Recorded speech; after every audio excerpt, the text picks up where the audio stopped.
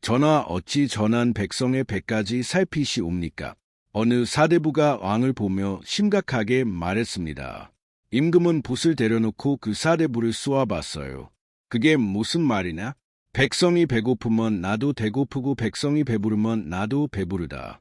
편전의 공기가 잠깐 이 말은 훗날 홍제 전서라는 문집에 그대로 남아 있습니다.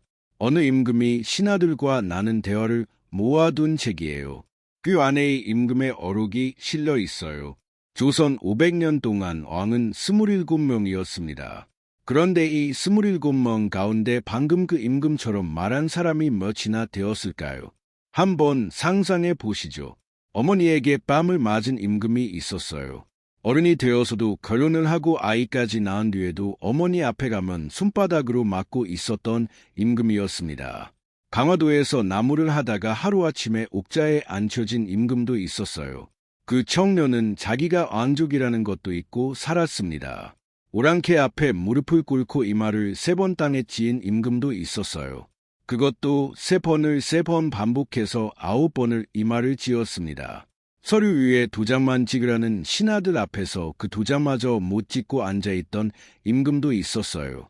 신하가 임금 대신 도장을 찍었습니다. 이런 사람들을 우리는 조선의 왕이라 불렀습니다. 그런데 지금 이 자리에서 여쭙겠습니다. 27명 가운데 진짜 임금은 뭘로 생각하세요? 정답은 없겠지만 제 생각으로는 5명 정도라고 생각합니다. 아니 어쩌면 6일지도 몰라요. 나머지 22인 자리에 앉아 있었을 뿐이었습니다. 자리는 임금이지만 임금이 아니었어요. 오늘 그 저울을 여러분 앞에 올려드리겠습니다. 왕권을 쓴 사람이 다 임금은 아니라는 것을 27개의 옥자를 하나씩 저울에 올려 보여드리겠습니다. 이야기의 시작은 방금 그 대화의 주인공이 아니에요. 더 임금이 태어나기 오래전 조선이라는 나라가 처음 세워지던 그날로 먼저 돌아가야 합니다. 어떤 임금은 진짜가 되고 어떤 임금은 허수아비가 되었는지 그 뿌리부터 훑어라 저울이 보이거든요. 아마 이 이야기를 다 들으시고 나면 여러분도 마음속에 왕을 평가하는 저울 하나를 놓게 되실 겁니다. 태정태세 문단세 예성년 중 임명선 광인의 현수경영 정순원 철고순 학교 다닐 때 배운 임금 순서 그대로가 아니라 여러분만의 저울로 교과서 순서로는 27명이 다 나란히 앉아 있습니다. 그런데 저울 위에 올려놓고 보면 5명만 반드시 서요. 나머지는 기울어져 있습니다. 어떤 임금은 정통성이 없어서 기울었고 어떤 임금은 실권이 없어서 기울었어요. 누접시가 모두 반듯한 임금은 정말 5분이라고 생각되었습니다. 이상하게 우리 아버지 세대가 살아온 이야기와도 겹치지 않으십니까? 자리에 이름만 걸어 놓은 사람과 정말 그 자리를 자기 손으로 살려낸 사람. 우리 인생에도 그런 두 종류가 있었잖아요. 조선 500년도 똑같았어요. 어떤 사람은 왕관을 썼는데도 임금이 아니었는지, 어떤 사람은 옥자를 남에게 뺏겼는지, 저 임금은 신하 앞에서 백성이 배고프면 나도 배고프다라고 말했는지 오늘 끝까지 따라가 보겠습니다. 좋아요 한번 구독 한번 눌러주시고 자, 그럼 지금 바로 시작합니다. 음악 한밤중이었습니다. 개경의 어느 궁궐에서 한 노인이 소식을 듣고 있었습니다. 노인 앞에 신하 하나가 무릎을 꿇고 있었어요. 신하의 목소리가 떨렸습니다. 방이 죽었사옵니다. 방번도 함께. 노인이 눈을 감았어요. 두 손이 무릎 위에서 천천히 오그라들었습니다. 방석과 방번은 그의 어린 아들들이었어요. 몇 시간 전까지 궁궐에서 웃던 아이들이었습니다. 밤 늦게까지 아버지 방에 놀러왔다가 인사를 하고 자기 방으로 돌아간 아이들이었어요. 그런데 그 아이들이 궁궐 밖으로 끌려나가서 몇 시즌 지나지 않아 죽임을 당한 겁니다. 그 두 아들을 죽인 사람은 놀랍게도 5째 아들이었습니다. 노인은 그 밤 아무 말도 하지 않았다고 합니다. 신하가 다음 소식을 전하려 하는데도 손을 들어 그만하라고만 했어요. 그러고는 침소로 들어가 문을 닫았습니다. 이 노인이 바로 조선을 세운 태조 이성계입니다. 그리고 아우들의 목을 벤 5번째 아들은 훗날 조선의 3번째 임금이 되는 태종 이방원이었어요. 1398년 조선이 세워진 지 겨우 6년째 되던 해였습니다. 여러분, 이게 조선의 첫 저울이었어요. 한번 상상해 보시죠. 새 나라가 세워지자마자 형제가 형제를 죽였습니다. 아버지의 눈앞에서 앙조는 시작하자마자 피로 얼룩진 겁니다. 그리고 그 피에 올라선 사람이 있었어요. 이 방언은 곧바로 옥저야 앉지 않았습니다. 형인 정중을 잠시 앞에 세워두었어요. 아버지의 눈치를 봐야 했거든요. 아버지 태조가 아직 살아있는데 그 아버지의 세자였던 동생을 자기 손으로 죽여놓고 곧장 옥저에 앉는 건 너무 뻔한 일이었으니까요. 그래서 형에게 해를 맡겨놓고 그 사이에 힘을 다졌습니다. 그러다 2년 뒤 형에게서 자리를 넘겨받아 세 번째 임금이 듭니다. 이 사람은 실권으로 치면 만점이었어요. 주유하자마자 이 사람이 한 일이 있었습니다. 하병을 없앤 겁니다. 하병이라는 게 뭐냐면은 하대부 집안이나 왕족이 개인적으로 부리던 군대예요. 지금으로 치면 재벌이 자기 회사 소속 사설 경호부대를 대군단 준무로 거느리고 있는 거랑 비슷해요. 이 사병이 있으니까 신하들이 임금을 우습게 봤습니다. 마음에 안 들면 자기 사병 물고 궁궐로 쳐들어올 수도 있는 거였으니까요. 이방원 자신이 바로 그 사병을 몰고 궁궐로 쳐들어가 동생들을 죽인 사람이잖아요. 자기가 그 방식을 써봤으니 그 방식을 아예 뿌리부터 잘라버린 겁니다. 그리고 육조 직계제라는 것을 만들었어요. 육조 직계제라는 말은 어렵죠. 지금으로 치면 가부처 장관들이 총리를 건너뛰고 대통령에게 직접 보고하는 구조예요. 그러면 총리 자리는 힘이 빠지고 대통령이 모든 걸 주게 됩니다. 이방원이 만든 게 딱 그거였어요. 그동안 조정에 실권을 쥐고 있던 재상자리를 통째로 무력화시킨 겁니다. 그런데 이 사람에게는 두 가지 그림자가 있었습니다. 첫째는 정통성이었어요. 아버지의 뒤를 이은 원래의 세자는 그가 아니었습니다. 그가 죽인 어린 동생 방석이었어요. 아버지 태조가 늦게 얻은 그 어린 아들을 새로 정한 겁니다. 그런데 이 방원은 그걸 인정할 수 없었어요. 자기가 아버지를 도와 나라를 세우는데 가장 큰 공을 세운 사람이라고 믿었거든요. 그래서 어린 동생의 목을 벤 겁니다. 형제를 죽이고 아버지를 밀어낸 자리였습니다. 사대부들 사이에서 이 사람의 정통성을 두고 말이 많았어요. 겉으로 말은 못하고 속으로 다들 알고 있었습니다. 이 임금은 형제의 피 위에 앉은 사람이라는 거요. 둘째는 손이었습니다. 형제의 피가 묻은 손이었어요. 그런데 이 사람은 형제만 죽인 게 아니었습니다. 자기 손으로 천남 넷을 죽였고 사돈 집안도 무너뜨렸어요. 애냐고 자기 부인 원경왕 외의 친정이 힘이 세지자 그 집안이 자기를 위협할 거라고 판단한 겁니다. 훗날 자기 아들이 왕이 되었을 때 그 아들의 처가 식구들까지도 손봐둬요. 며느리의 친정을 자기 손으로 몰락시킨 겁니다. 애냐고 요척이 크면 안건이 흔들리니까요. 미리 잘라둔 겁니다. 옛말에 그런 사람이 있잖아요. 지독한데 그 지독함으로 자식에게 판을 깔아주는 사람. 자기 손에 피 묻히더라도 자식이 편하게 앉을 수 있게 미리 다 정리해 놓는 사람. 이방원이 딱 그런 사람이었어요. 그래서 이방원의 저울은 이렇게 기울어 있었어요. 실권 접시는 무겁게 눌렸는데 정통성 접시는 텅 비어 있었습니다. 그런데 이 사람이 조선사에서 지워질 수 없는 이유가 있어요. 이 사람이 남긴 아들 때문입니다. 아들 이름은 뒤에서 말씀드릴게요. 우선 이 아들이 얼마나 이상한 아이였는지부터 들어보시죠. 이 아이는 어렸을 때부터 책만 읽었어요. 밥을 먹으면서도 책을 놓지 않았습니다. 자다가 새벽에 일어나서도 책을 폈어요. 아버지가 하도 걱정이 되어서 어느 날이 아이의 방에 있던 책을 몽땅 다 빼앗아 숨긴 적이 있어요. 세종실록 청소에 그 이야기가 나옵니다. 실록에 실려 있으니 후대에 지어낸 이야기가 아니에요. 진짜 있었던 일입니다. 책을 빼앗긴 아이는 어떻게 했을까요? 범풍주에 우연히 떨어져 있던 종이조각 한 장을 발견해서 그걸 몇 번이고 반복해서 읽었다고 합니다. 시간은 그 종이조각 하나만 붙잡고 있었대요. 아버지가 그 모습을 보고 어이가 없어서 다시 책을 돌려줬다고 해요. 옛말에 그런 사람 있잖아요. 뭘 잡으면 놓지 않는 사람. 이 아이가 딱 그런 아이였습니다. 이 아이는 셋째였어요. 위에 형이 둘 있었습니다. 큰 형은 세자로 책봉되어 있었어요. 원칙대로라면 큰형이 임금이 되는 겁니다. 그런데 큰형은 왕이 되고 싶어 하지 않았어요. 자가 왕이 될 그릇이 아니라는 걸 스스로 알았거든요. 그리고 자기 아버지가 어떻게 옥자에 올랐는지도 잘 알고 있었습니다. 형제의 피 위에 앉은 자리라는 거를. 그녀는 그래서 일부러 이상한 짓을 하고 다녔습니다. 궁궐 밖에서 사냥이 나다니고 예법을 어기고 아버지 속을 뒤집어 놨어요. 세자가 되면 몸가짐을 신중히 해야 하는데 이 사람은 오히려 반대로 갔습니다. 아버지가 화를 내면 낼수록 더 나갔어요. 옛말로 하면 세자 자리에서 스스로 내려온 겁니다. 지금으로 치면 회장 자리 물려받기 싫어서 일부러 사고 치고 다니는 첫째 아들 같은 거예요. 회장님이 자식 안 되겠다 싶어서 결국 다른 아들한테 회사를 넘기게 만드는 거죠. 그녀의 폐세자가 되자 이방은 셋째 아들에게 세자 자리를 넘겼습니다.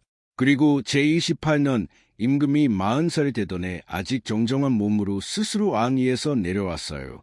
아들에게 물려주고 자기는 상왕이 된 겁니다. 상왕이라는 건 임금 자리에서 물러난 아버지 임금을 부르는 말이에요. 그런데 이 상왕이 그냥 뒷방 늙은이가 아니었습니다. 여전히 실권을 놓지 않고 뒤에서 아들의 정치를 지켜봤어요. 아들 대신 손 더러운 일까지 자기가 처리했습니다. 며느리 친정을 무너뜨린 것도 이 상왕이 된 시절의 한 일이에요. 이 셋째 아들이 옥조에 앉은 해가 1418년이었어요. 이 아들의 이름은 이두. 우리가 아는 이름으로는 세종입니다. 여러분, 여기서부터 조선의 저울이 처음으로 반듯해집니다. 세종은 즉위하자마자 아버지가 만들어둔 실권을 그대로 물려받았어요. 사병도 없고 일척도 다 잘려나간 뒤였습니다. 신하들이 임금을 감히 흔들 수 없는 구조였어요. 아버지가 피 묻은 손으로 다져놓은 그 자리에 세종이 앉은 겁니다. 그리고 정통성. 세종은 셋째 아들이었지만 큰형이 스스로 물러나고 정식 절차로 세자가 되었어요. 아버지도 살아있는 채로 물려받았습니다. 형제 피도 없어요. 사대부들이 임금의 자리를 두고 걸 수 없었습니다. 실권 접시가 눌리고 정통성 접시도 반드시 앉은 겁니다. 조선 500년 27명 가운데의 저울이 처음으로 균형을 이룬 사람이었어요. 그런데 여러분, 진짜 임금은 저울이 반듯한 것만으로는 안 됩니다. 그 저울 위에 서서 자기 힘을 어디에 쓰느냐가 진짜를 가르거든요. 세종은 어디에 썼을까요? 한 번이 임금의 하루를 상상해 보시죠. 새벽 5시, 임금은 이미 일어나 앉아 책을 옵니다. 밤새 잠을 몇 시간 잤을까요? 3-4시간, 4시간. 밥상 앞에 앉아서도 옆에 책을 놓아둡니다. 판술 뜨고 책 한 줄 읽고 국한 숟갈 뜨고 다시 책 한 줄 읽어요. 신하들과 회의를 하다가도 새로운 문제가 나오면 그 자리에서 관련 책을 가져오라고 시켜요. 밤이 되면 다시 책을 옵니다. 등잔날에 얼굴을 들이고 읽어요. 그러다 어느 날부터 눈이 잘 안 보이기 시작했습니다. 세종실록 23년에 기록에 임금이 이렇게 말한 대목이 나와요. 내가 안지를 얻은 지 이제 10년이 되었다. 10년이요? 이 임금은 눈이 어두워진 채로 10년을 전무를 봐온 겁니다. 왼쪽 눈은 이미 거의 안 보였어요. 아니, 눈동자를 가린 지 오래되었다고 실록에 나옵니다. 임금은 온양의 온천으로 요양을 갔어요. 김이 설린 물 안에 얼굴을 담그고 앉아 있었습니다. 눈이라도 좀 나아질까 해서였어요. 그런데 요양 중에도 문서가 도착했어요. 임금은 그 자리에서 문서를 받아 처리했습니다. 눈이 안 보이면 신하가 읽어주었어요. 신하가 읽으면 임금이 듣고 결정해서 답을 내렸습니다. 이런 사람이 있어요. 자기 몸이 무너지는데도 그 자리를 놓지 않는 사람. 아니, 놓지 못하는 사람이요. 여러분, 부모님 세대 중에 그런 분들 계시죠? 몸이 송치하는데도 새벽에 일어나 자식들 밥을 하시던 어머니, 무릎이 아파도 눈에 나가시던 아버지. 세종이 딱 그런 사람이었어요. 그런데 이 임금이 눈이 어두워져 가면서까지 붙잡고 있던 게 하나 있었습니다. 신하들 몰래 만들고 있던 것이었어요. 바로 세 글자였습니다. 우리가 지금 쓰고 있는 그 글자 한글이에요. 이 임금은 세 글자를 만들려고 했을까요? 당시 조선 사람들은 한자만 썼습니다. 한자는 배우기가 정말 어려워. 사대부 집안에서 어릴 때부터 10년 이상 매달려야 겨우 글이라는 걸 씁니다. 그러니 백성들은 평생 글자를 모르고 살았어요. 억울한 일이 있어도 종이에 적어 관청에 낼 수 없었습니다. 나라의 법이 어떻게 바뀌었는지도 모르고 살았어요. 관청에서 문서가 붙어도 그 앞에 서서 그라는 이유 사대부가 지나가기를 기다려야 했습니다. 그 사대부가 읽어주는 대로 믿는 수밖에 없었어요. 세종은 이게 마음에 걸렸습니다. 세종실록 제23년의 기록에 임금이 이런 말을 남겨요. 백성은 나라의 근본이니 근본이 튼튼해야만 나라가 편안하게 되는 것이다. 이 임금 눈에는 백성이 나라의 밑바닥이 아니라 뿌리였어요. 뿌리가 튼튼해야 나무가 서니까요. 그래서 새 글자를 만들기 시작했습니다. 세종실록 25년, 그러니까 1443년 12월 임금이 친히 언문 28자를 지었다는 기록이 실록에 나와요. 친히 임금이 직접 나는 뜻입니다. 여러분, 세계 역사에 이런 임금이 또 있을까요? 자기 나라의 백성이 그를 몰라서 억울한 일을 당한다고 새 글자를 통로 만든 임금이요. 그것도 눈이 어두워져 가는 몸으로요. 그런데 이 새 글자가 만들어졌을 때 사대부들이 벌떼처럼 들고 일어났습니다. 위음의 2월 지편이라는 곳에서 상소가 올라왔어요. 지편전은 임금이 아끼던 학자들이 모여있던 곳이에요. 지금으로 치면 대통령 직속 국책연구원 같은 곳입니다. 임금이 밤낮으로 이 학자들을 아끼고 자기 손으로 뽑아앉힌 사람들이었어요. 그런 지편에 부제학이라는 자리에 있던 사람이 앞장서서 상소를 올렸습니다. 이름은 채말리라고 해요. 상소의 내용은 이랬어요. 옛것을 버리고 새 것을 만드는 것은 오랑캐가 하는 짓이다. 업무는 하나의 기회에 지나지 않는다. 사대부는 한자를 쓰면 되고 백성이 굳이 글자를 알 필요가 없다. 세종실록 26년 2월 20일에 기록에 이 상소가 그대로 실려 있습니다. 업문이 지금까지 남아 있어요. 임금이 이 상소를 받아들였을 때 어떤 마음이었을까요? 자가 아끼던 학자들이었어요. 밤늦도록 함께 책을 읽고 새 글자의 원리를 함께 궁리하기를 바랐던 사람들이었습니다. 그런데 그 사람들이 앞장서서 업문을 반대하고 나선 겁니다. 그것도 백성이 글자를 알 필요가 없다는 이유로. 임금은 채만리와 그 무리를 편전으로 불러들였습니다. 편전에 신하들이 들어와 무릎을 꿇었어요. 임금이 상소문을 손에 들고 있었습니다. 눈이 어두워 상소문이 글씨는 잘 안 보였을 거예요. 그러나 내용은 이미 다 듣고 알고 있었습니다. 너희들이 운서를 아느냐? 임금이 물었습니다. 운서란 글자와 소리의 원리를 다룬 책이에요. 지금으로 치면 언어학 교재 같은 겁니다. 사성치름에 자가 몇이나 있느냐? 캐만니가 답을 못했습니다. 자기가 반대하는 그 새 글자의 원리도 모르면서 반대 상소부터 올린 겁니다. 임금이 다시 물었어요. 너희는 백성의 사람으로 보느냐 소로 보느냐? 편전이 조용해졌습니다. 신하들이 고개를 들지 못했어요. 여러분, 이 한마디가 조선 500년을 통틀어 임금의 입에서 나온 말 가운데 가장 무거운 한마디였습니다. 백성을 사람으로 보느냐 소로 보느냐. 이 임금에게 백성은 수가 아니었어요. 나라의 뿌리였습니다. 뿌리에게 자기 뜻을 벌도구를 쥐어주고 싶어서 눈이 어두워지도록 새 글자를 만든 임금이었어요. 2년 뒤 1446년 훈민정음이 세상에 반포되었습니다. 훈민정음의 뜻은 백성을 가르치는 바른 소리예요. 임금이 직접 쓴 선문이 지금도 남아 있습니다. 나라의 말이 중국과 달라 한자와는 서로 통하지 않으니 어리석은 백성이 말하고 싶은 게 있어도 끝내 자기 뜻을 펴지 못하는 사람이 많다. 내가 이를 딱하게 여겨 새로 28글자를 만드니 사람마다 쉽게 익혀 날마다 편히 쓰게 하고자 하래 따름이다. 이 선문에 나오는 어리석은 백성이라는 말은 백성을 얕잡아 부른 게 아니에요. 옛말로 어리석다는 건 배우지 못했다는 뜻이에요. 배울 기회가 없어서 글자를 모르는 사람이라는 뜻입니다. 임금은 그 배우지 못한 백성에게 배울 도구를 만들어 준 거예요. 그런데 여러분, 이 임금의 저울은 정말 반듯했지만 이 임금에게도 그림자가 있었어요. 건간이었습니다. 앞서 말안 앉을 뿐만이 아니었어요. 수갈증이라는 병도 있었습니다. 지금 말로 하면 당뇨병이에요. 발이해가 나서 걷기가 힘들 때도 있었습니다. 임금문이 아픈 몸을 이끌고 31년을 정무를 봤어요. 그리고 1450년이 임금이 54살로 승하했습니다. 옥자를 물려받은 사람은 큰아들이었어요.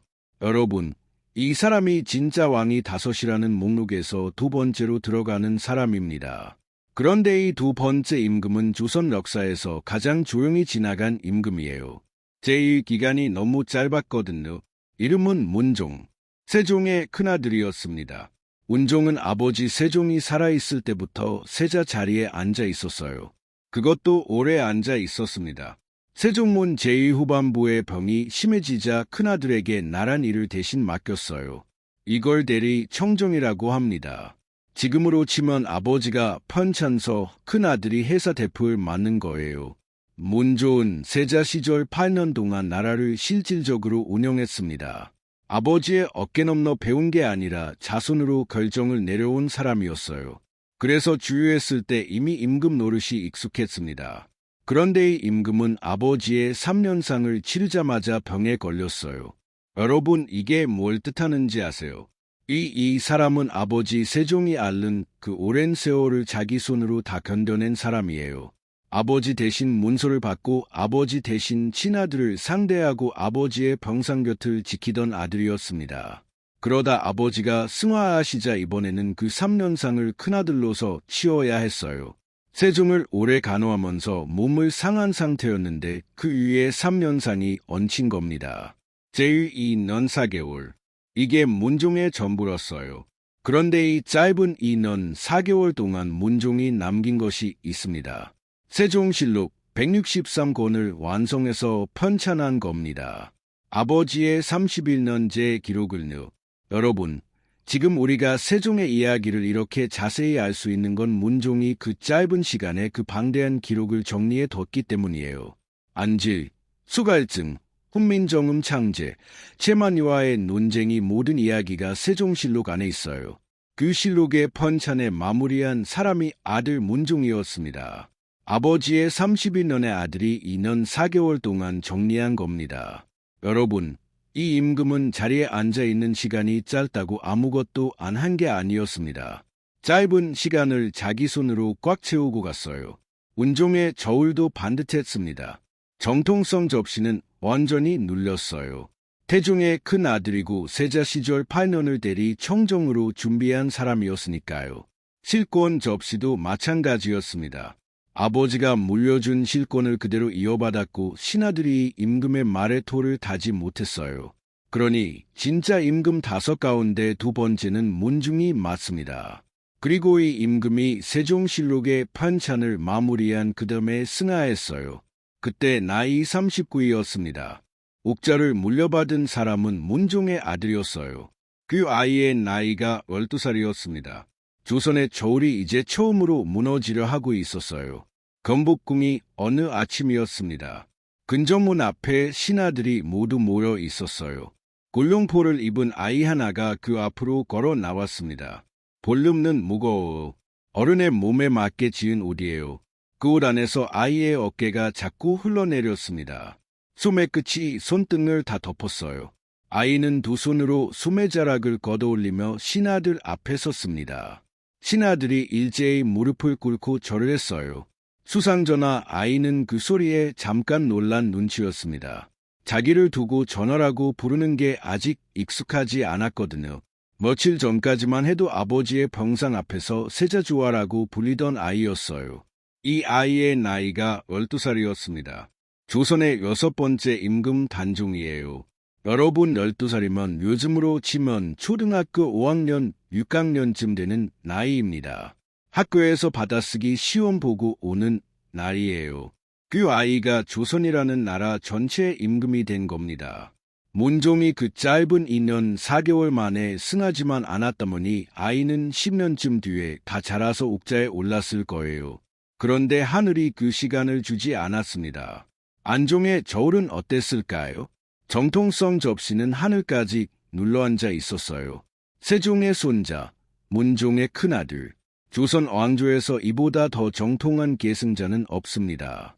조선이 세워진 뒤 처음으로 큰아들이 큰아들에게 물려주고 그 큰아들이 다시 큰아들에게 물려준 자리였어요. 그런데 실권 접시는 텅 비어 있었습니다. 12살짜리가 무슨 실권이 있겠어요. 게다가 이 아이의 곁에는 아무도 없었습니다. 여러분, 이 아이의 상황을 한번 들여다보시죠. 이 아이의 어머니는 아이를 낳고 하루 만에 세상을 떠났습니다. 상고를 이기지 못한 겁니다. 아이는 어머니 얼굴을 알지 못하고자 아이였어요. 할머니는 아이가 2살 때 승하했고 아버지 문종도 방금 승하했어요. 궁궐에서 아이를 뒤에서 지켜줄 어른 여인이 한 명도 없는 겁니다. 조선의 왕실 관례로는 어린 임금이 주유하면 대비가 뒤에서 나라를 대신 다스립니다. 이걸 수렴정이라고 해요.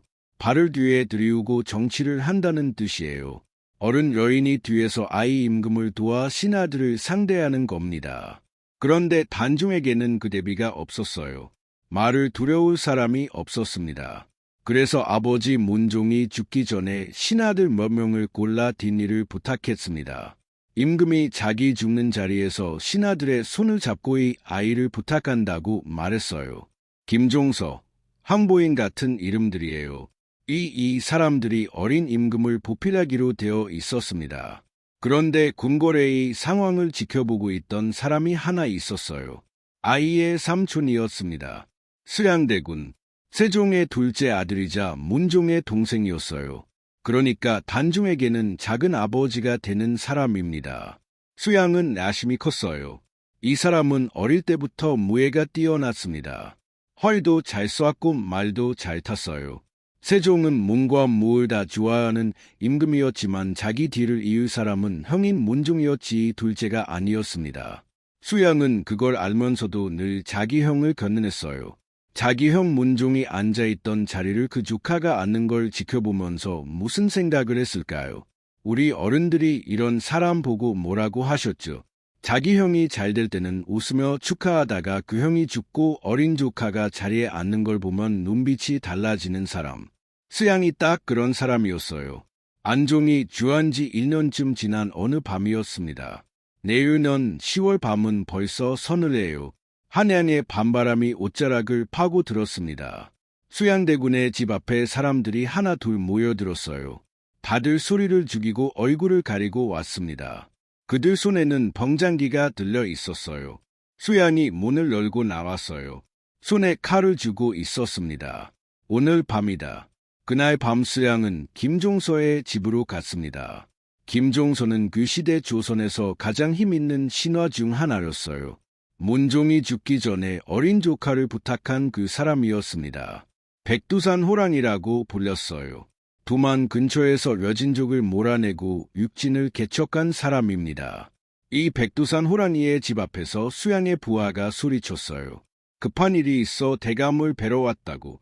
김종서는 밤중이었지만 문 앞까지 나왔습니다. 이 노인이 대문 앞에 서서 무슨 일이냐고 묻던 순간이었어요. 수양의 부하가 철퇴로 김종서를 내려쳤습니다. 김종서가 그 자리에서 쓰러졌어요. 같은 날 밤 궁궐에서도 사람이 죽었어요. 한고인을 비롯한 다른 신하들이 수양의 명령으로 하나씩 붙잡혀 죽었습니다.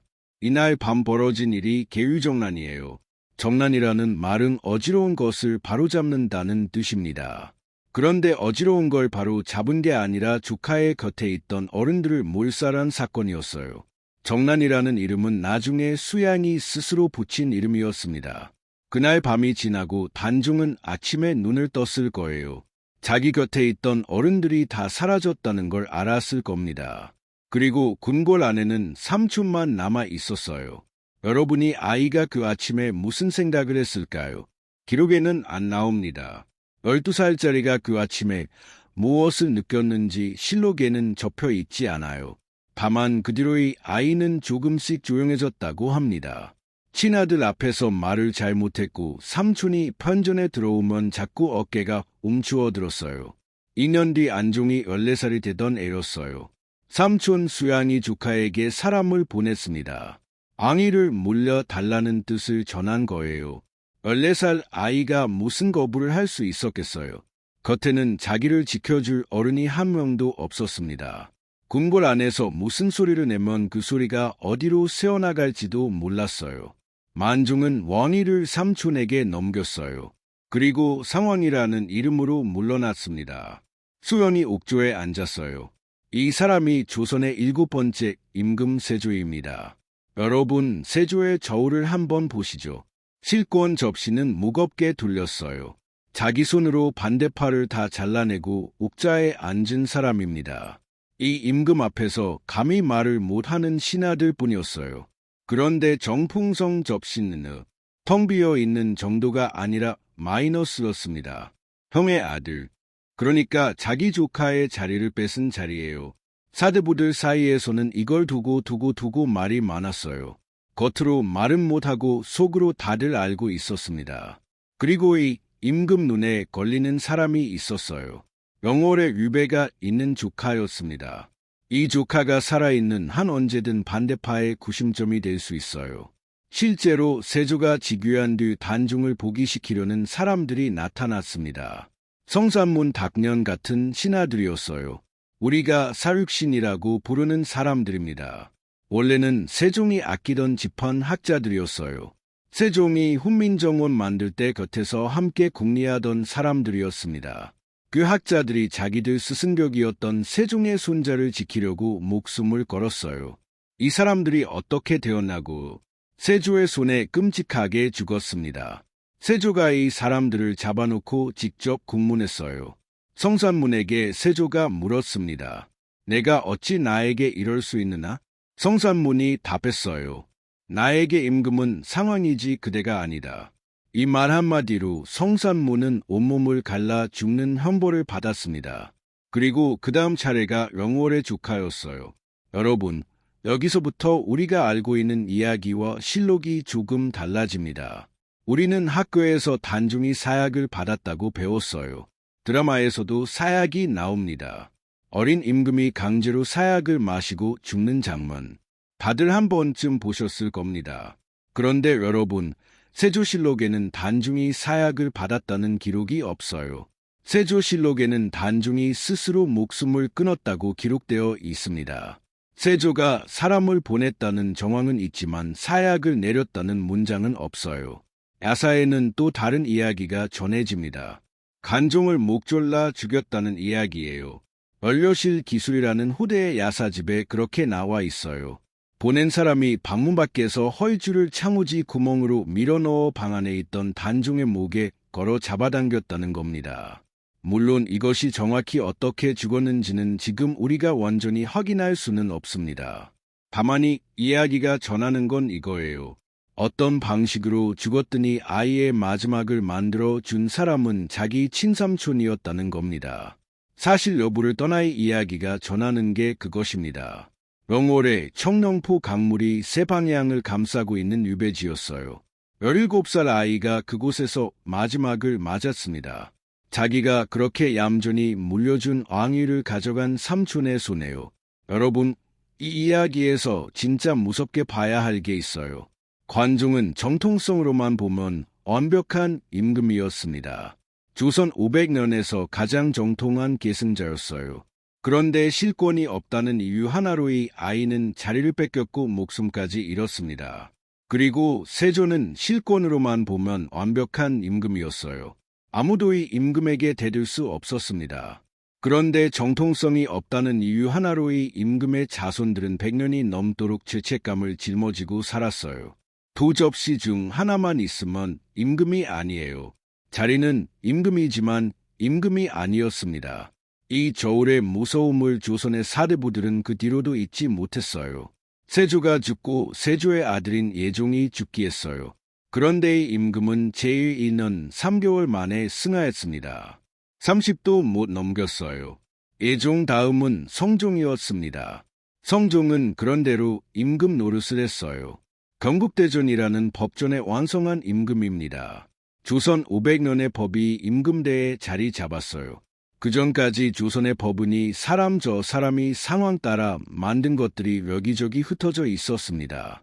그걸 하나로 묶어 나라의 법전으로 완성한 게 성종이에요. 그래서 어떤 이들은 6번째 진짜 임금 자리에 성종을 넣기도 합니다. 그런데 성종에게는 큰 그림자가 있었어요. 자기 부인 한 사람을 폐위시켰습니다.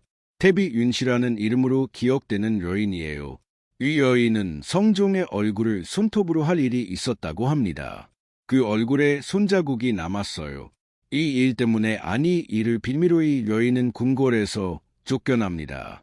그리고 결국 사약을 받고 죽었어요. 그런데 이 태비윤씨의 아들이 훗날 옥좌에 앉았어요. 이 사람의 이름은 여러분 다 아실 겁니다. 원상군이에요. 원상군의 저울은 이상하게 기울어 있었습니다. 정통성 접시는 눌려 있었어요. 종의 아들이었으니까요. 큰 아들이었고 세자로 정식 책봉된 뒤 즉위했습니다. 실권 접시도 눌려 있었어요. 조와 성종이 다져놓은 임금의 권력을 그대로 물려받은 사람이었습니다. 두 접시가 다 눌려 있는데 왜 이 사람은 진짜 임금 목록에 못 들어갈까요? 여러분, 여기서 저울에 3번째 접시가 있다는 걸 알려드려야겠어요. 임금의 저울에는 정통성, 실권, 그리고 그 두 힘을 어디에 쓰느냐가 있어요. 3번째 접시가 방향이에요. 자기 힘을 나라와 백성에게 쓰느냐, 자기 자신에게 쓰느냐. 원상군은 이 3번째 접시가 완전히 자기 자신 쪽으로 기울어 있었어요. 즉위한 지 10년 되던 해였습니다. 1504년 원상군이 어머니 태비윤씨의 이야기를 자세히 알게 되었어요. 정확히는 그 전부터 어렴풋이 알고 있었어요. 그런데 이에 신하나가 자세한 내막을 다 일러바쳤습니다. 어머니가 어떻게 폐위되었는지, 사약을 어떻게 받았는지, 그때 조정에서 어떤 신하들이 어머니를 죽이라고 편들었는지 다 알게 된 겁니다. 야사에는 이런 이야기까지 전해집니다. 이 신하가 원상군에게 어머니의 피 묻은 저고리 자락을 보여주었다는 겁니다. 사약을 받고 피를 토한 어머니가 마지막에 그 옷자락을 아들에게 전해달라고 남겼다는 이야기예요. 물론 이 이야기가 사실인지 지금 우리가 확인할 길은 없어요. 다만 이 야사가 전해지는 이유가 있습니다. 그 뒤로 이 임금이 벌인 일들이 너무 처참했기 때문이에요. 사람들이 임금이 이렇게까지 되었는지 이해하려고 이런 이야기를 만들어낸 게요. 사실 여부를 떠나 이 이야기가 전하는 게 그것입니다. 임금이 그날 밤 무슨 얼굴을 하고 있었는지 실록에는 안 나옵니다. 다만 그 뒤에 벌어진 일은 다 기록되어 있어요. 위에 벌어진 일이 갑자사화입니다. 임금은 어머니의 죽음에 관련된 신하들을 하나씩 잡아들였어요. 이미 죽은 사람은 무덤을 파헤쳤습니다. 살아있는 사람은 잡아와서 국문했어요. 국문이라는 건 임금 앞에서 죄인을 심문하는 겁니다. 지금으로 치면 대통령이 직접 지켜보는 자리에서 재판을 하는 거예요. 그런데 원상군의 국문 재판이 아니었습니다. 복수였어요. 20명이 죽었습니다. 그 중에는 이미 오래전에 세상을 떠난 신하들도 있었어요. 무덤을 파헤쳐 시신의 벌을 내렸습니다. 이걸 보고한 참시라고 해요. 무덤에서 시신을 꺼내 목을 베는 험벌입니다. 이미 죽은 사람에게 다시 사형을 집행하는 거예요. 산 사람의 뼈를 부수고 죽은 사람의 무덤을 파내는 일들이 조정에 벌어진 겁니다. 여러분, 여기까지는 아들로서의 슬픔이라고 이해할 수도 있어요. 어머니를 억울하게 잃은 아들이 복수를 하는 겁니다. 그런데 이 임금은 여기서 멈추지 않았어요. 그다음부터가 진짜 무섭습니다. 임금은 자기에게 조금이라도 거스리는 신하를 죽이기 시작했어요. 이유도 다양했습니다. 임금 앞에서 웃지 않았다는 이유, 임금이 시를 지으라고 했는데 시가 마음에 안 들었다는 이유, 임금이 사냥을 나갔는데 짐승을 놓쳤다는 이유, 그리고 궁궐에 있는 여인들을 자기 마음대로 골랐어요. 사대부 집안의 부인들을 궁궐로 불러들여 능욕한 일도 있었습니다. 지방에서 어린 여자아이들을 뽑아오라고 명령했어요. 실록에 이런 여자아이들을 채용사라는 관리가 뽑아왔다고 기록되어 있습니다. 태용사, 붉은 것을 캐오는 관리라는 뜻이에요. 이 임금이 살고 있던 곳은 궁궐이 아니라 자기 욕망의 놀이터였어요. 여러분, 살면서 이런 사람 한 번쯤 보셨죠? 자기 힘이 커지니까 사람 무서운 걸 잊어버리는 사람. 힘이 있으니까 뭐든 해도 된다고 믿는 사람. 그런 사람은 반드시 끝이 있어요. 임금이 즉위한 지 12년째 되던데 신하들이 뭉쳤습니다. 밤중에 궁궐로 쳐들어와서의 임금을 끌어내렸어요. 이 사건을 중종반정이라고 합니다. 임금은 강화도로 유배되었어요. 그리고 그 해에 유배지에서 병으로 죽었습니다. 31살이었어요. 이 임금은 죽은 뒤에 종묘에 못 들어갔습니다. 조선의 임금들은 죽으면 종묘에 유패가 모셔져요. 그런데 연산군은 아니었습니다. 임금이라는 이름조차 받지 못했어요. 그래서 우리가 지금 연산군이라고 부르는 겁니다. 종이라는 글자도 조라는 글자도 못 받았어요. 자리는 임금이었지만 임금이 아니었어요. 이 사람의 이야기가 조선의 저울에서 무엇을 말해주냐면 정통성과 실권을 다 가지고도 그 힘을 자기 자신에게만 쓰면 임금이라는 이름조차 남지 않는다는 겁니다. 연산군이 쫓겨나고 그의 동생인 중종이 옥좌에 앉았어요. 그런데 중종은 자기 손으로 옥조에 앉은 사람이 아닙니다. 신하들이 형을 끌어내리고 이 사람을 앉힌 거예요. 그래서 중종은 평생 신하들의 눈치를 봤어요. 이 임금대에 조광조라는 개혁사대부가 등장하지만 결국 그 개혁도 중종의 손에 무너집니다. 자기가 앉힌 개혁가를 자기가 쳐낸 임금이었어요. 정중이 죽고 그 아들 인종이 즉위했어요. 그런데 인종은 재위 8개월 만에 죽었습니다. 대위 기간이 조선 임금 27명 가운데 가장 짧아요. 8개월이요. 야사에는 이 임금이 새어머니에게 독살당했다는 이야기가 전해집니다. 그 새어머니의 이름이 문정왕후예요. 물론 이것이 사실인지는 확인할 길이 없습니다. 실록에는 인종이 병으로 죽었다고만 나와 있어요. 그런데 인종이 죽자마자 그동안 억눌려 있던 문정왕후 쪽 사람들이 우르르 조정을 장악합니다. 그 정황이 이상하다 보니 사대부들 사이에서 독살설이 강하게 퍼진 겁니다. 아사에는 좀 더 구체적인 이야기까지 있어요. 문정왕후가 인종에게 떡을 내렸다는 겁니다. 인종은 새어머니가 손수 만들어 보낸 떡을 거절하지 못했어요. 조선의 예법상 어머니가 내린 음식을 아들이 거부할 수는 없었으니까요. 그 떡을 먹고 나서부터 인종의 몸이 급격히 상했다는 이야기입니다. 사실 여부를 떠나 이 이야기가 전하는 건 그것이에요. 그 시대 사대부들이 문정왕후를 어떻게 봤는지가 이 야사에 담겨 있는 겁니다. 죽고 그 이복 동생이 옥좌에 앉았어요. 이 아가 12살이었습니다. 여러분, 조선의 저울이 무너지는 소리를 들으시나요? 세종이 반드시 세운 저울이 문중에게 이어졌고 그 저울이 12살 단종에게서 처음 흔들렸어요. 세조가 보은 저울을 성종이 겨우 다시 세워놨는데 그 저울이 연산군의 손에서 뒤집혔습니다. 중종이 신하들 손에 이끌려 옥좌에 앉으면서 저울은 더 기울었고 이제 다시 12살짜리 아이가 앉게 된 거예요. 이 아이의 이름이 명종이었습니다. 조선의 13번째 임금이에요. 명종은 주유할 때부터 뒤에 사람이 있었어요. 발을 들이우고 나라를 대신 다스린 사람. 어머니 문정왕후였습니다. 문정왕후는 8년 동안 수렴청정을 했어요. 발을 들이운 채 어린 아들의 뒤에서 신하들을 상대한 겁니다. 여러분, 8년은 짧은 시간이 아니에요. 12살에 주위한 아이가 20살이 되도록 어머니 뒤에 앉아 있었다는 뜻입니다. 이 아이가 20살이 되었을 때는 이미 어른이었어요. 결혼도 했고 아이도 있었습니다. 그런데 나라의 실권은 여전히 어머니가 치고도 있었어요. 문정왕후가 수렴청정을 거두고 나서도 이 어머니는 아들 곁에서 물러나지 않았습니다. 조정에 자기 사람들을 심어놨어요. 그중 가장 큰 사람이 자기 남동생인 윤원영이었습니다.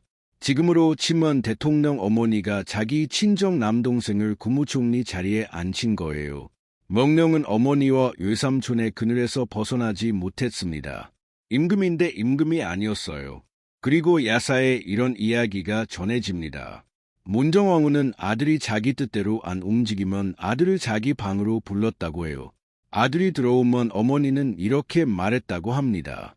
내가 지금 이 자리에 앉아 있는 게 누구 덕분인 줄 아느냐? 그러고는 손을 들었다고 해요. 야사에는 문정왕후가 20살이 넘은 임금 아들의 뺨을 때렸다는 이야기가 나옵니다. 실제로 손자국이 남았다는 이야기도 있어요. 어떤 야사에는 어머니가 아들을 발로 걸어찼다는 이야기까지 나옵니다. 물론 이것이 사실인지 우리가 지금 확인할 수는 없어요. 출록에는 문정왕후가 아들을 심하게 꾸짖었다는 정황만 나옵니다. 그런데 그 시대 사대부들이 어머니와 아들의 관계를 어떻게 봤는지가 이 야사에 다 담겨 있어요. 사실 여부를 떠나 이야기가 전하는 게 그것입니다. 조선의 임금이라는 자리가 어떻게 무너져 있었는지를 보여주는 거예요. 이 임금이 나이 33세 승하였습니다. 어머니 문정왕후가 죽은 지 2년 뒤였어요. 임금은 어머니의 손에서 벗어나자마자 오래 못 살고 세상을 떠났습니다. 멍종의 저울은 이렇게 기울어 있었어요. 정통성은 있었어요. 이복 동생이니까요. 그런데 실권은 없었습니다. 어머니가 다 쥐고 있었어요. 자리는 임금이지만 임금이 아니었습니다. 여러분, 이 임금의 이야기를 들으시면서 혹시 우리 주변에도 이런 사람이 떠오르지 않으십니까? 회사에서 대표 자리에 앉아 있는데 실제로는 회장님 어머니가 다 결정하는 오너 3세. 이름은 대표인데 결재받는 뒤에서 다른 사람이 넘긴다는 거예요. 자기 이름으로 결정을 내려본 적이 한 번도 없는 사람. 조선의 13번째 임금이 딱 그 자리에 앉아 있었어요. 450년 전 이야기지만 이상하게 오늘 어느 회의실 풍경이란 겹치죠. 그런데 여러분, 조선의 저울이 이렇게 계속 기울어만 있었다면 우리가 지금 조선 이야기를 이렇게 할 이유가 없었을 겁니다. 멍중이 죽고 100년쯤이 흘렀어요. 그 100년 동안 조선은 큰일을 여러 번 겪습니다. 선조 때 임진왜란이 났고 광해군은 반정으로 쫓겨났어요. 인주는 청나라 앞에 무릎을 꿇었고 효종은 북벌을 꿈꾸다 못 이루고 갔습니다. 현종은 예송쟁 속에서 시달렸어요. 받을 뜻은 있었지만 저울을 반드시 세우지는 못했습니다. 그러다 100년 만에 무너진 저울을 다시 반드시 세운 임금이 나타나요. 이 임금이 제한 기간이 무려 45년이 넘습니다. 세종의 제2기간보다 더 길어. 이 임금은 신하들의 봉당을 손바닥 위에 올려놓고 필요할 때마다 뒤집었습니다. 어느 봉당이 세지면 그 봉당을 몰아내고 다른 봉당을 올려요. 그 다른 봉당이 세지면 또 몰아냅니다. 이 임금은 자기 부인 한 사람을 폐위시키기까지 했어요. 그런데 폐위한 그 부인을 다시 보기도 했습니다. 이 모든 게 임금 한 사람의 판단이었어요. 이런 임금을 우리가 뭐라고 부를까요? 새벽이었습니다. 창독편전에 등불이 하나 켜져 있었어요. 젊은 임금이 책상 앞에 앉아 있었습니다. 손에 종이 한 장이 들려 있었어요. 종이에는 사람 이름이 적혀 있었습니다. 임금은 그 이름들을 손가락으로 하나씩 짚어내려갔어요. 이전은 남기고 이자는 내치라. 옆에 있던 신하가 붓을 들었습니다. 임금이 짚어준 이름 옆에 표시를 써요. 그 표시 하나가 사람 하나의 버스를 잘라내는 거였습니다. 그날 아침이 밝기 전에 조선의 조정이 통째로 바뀌었어요. 어제까지 판소 자리에 앉아있던 사람은 자기 집 안방으로 쫓겨났습니다. 어제까지 유배지에서 죽만 먹던 사람은 다시 판소 자리에 올라왔어요. 하룻밤 사이에요. 이 임금이 조선의 19번째 임금 숙종입니다. 숙종은 14살에 주의했어요. 앞서 나온 멍종처럼 어린 나이였습니다. 그런데 이 임금은 멍종과 달랐어요. 이 임금 뒤에는 수렴 청정하는 대비가 없었습니다. 어머니는 이미 세상을 떠났고 할머니도 이 임금의 뒤에 발을 들이우지 않았어요. 14살짜리 아이가 어른 나 없이 그 자리에 혼자 앉은 겁니다. 여러분 14살이면 뭘 알겠어요. 요즘으로 치면 중학교 2학년쯤 되는 아이예요. 그런데 이 아이는 그 나이부터 신하들을 자기 손으로 다뤘어요. 놀랍게도 아이가 어른들을 다스렸습니다. 숙종이 14살에 주기 위해서 얼마 되지 않아 벌어진 일이 있어요. 주교한 지 2달 만에 예송이라는 논쟁의 마무리에서의 어린 임금이 신하들 여러들 한꺼번에 내쳤습니다.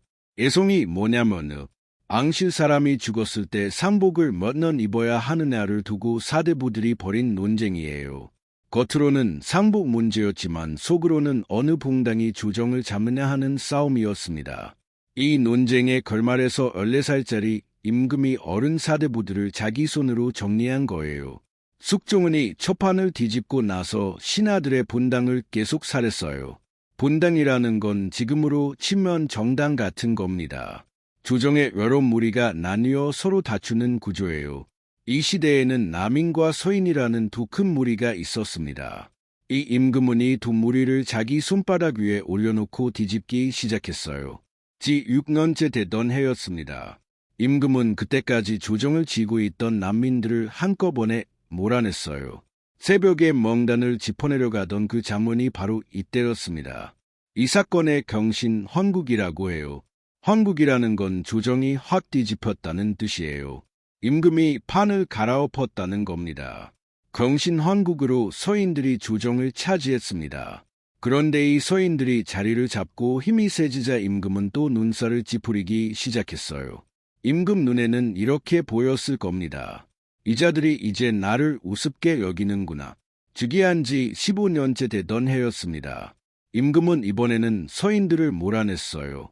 서인의 우두머리 격이던 송시열이 이때 유배지에서 죽었습니다.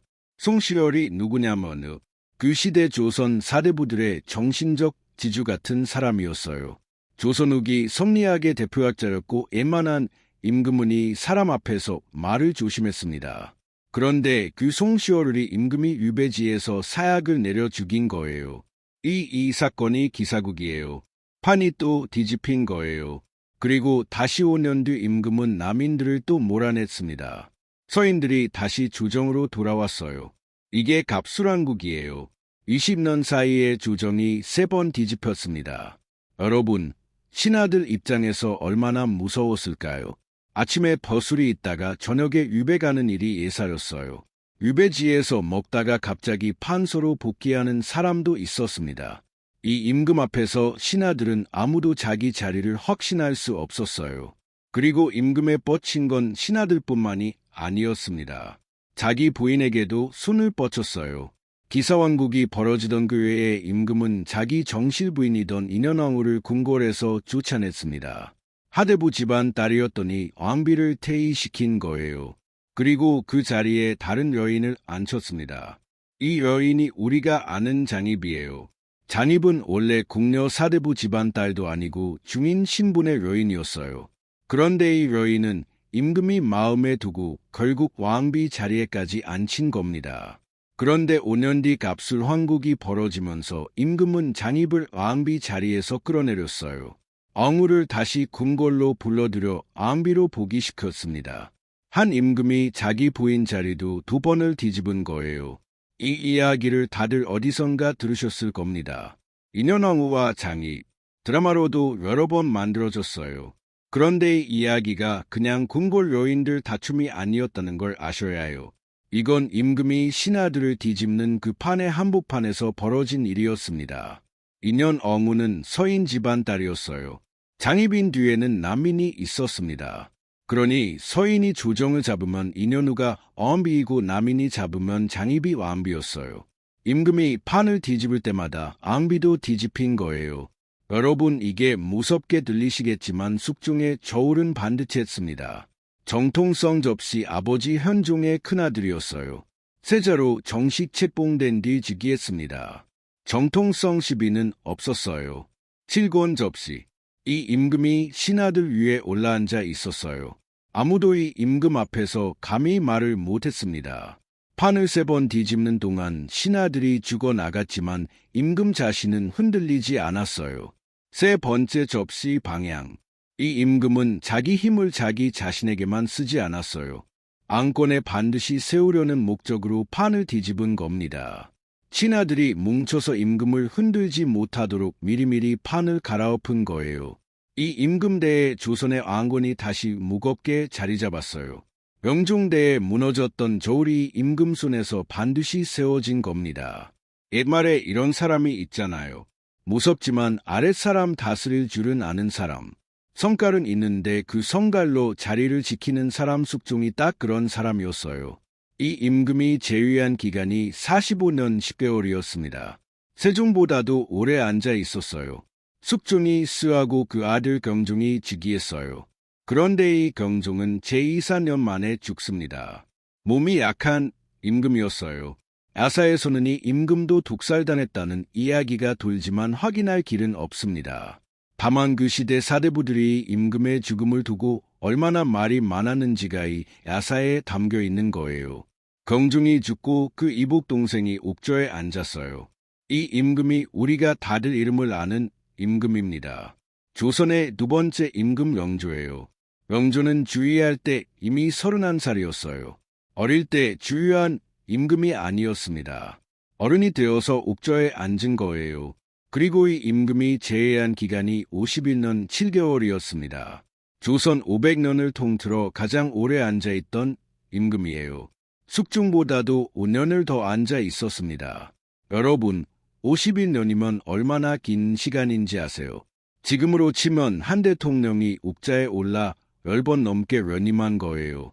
그동안에 조선 사람들은 이 임금 한 사람 밑에서 태어나고 늙어 죽었습니다. 아버지 세대도의 임금, 아들 세대도의 임금, 손자 세대도의 임금이었어요. 영조는 제2 초반에 큰 상처를 안고 있었어요. 자기가 즉위하는 과정에서 이복형 경중의 죽음을 두고 소문이 돌았거든요.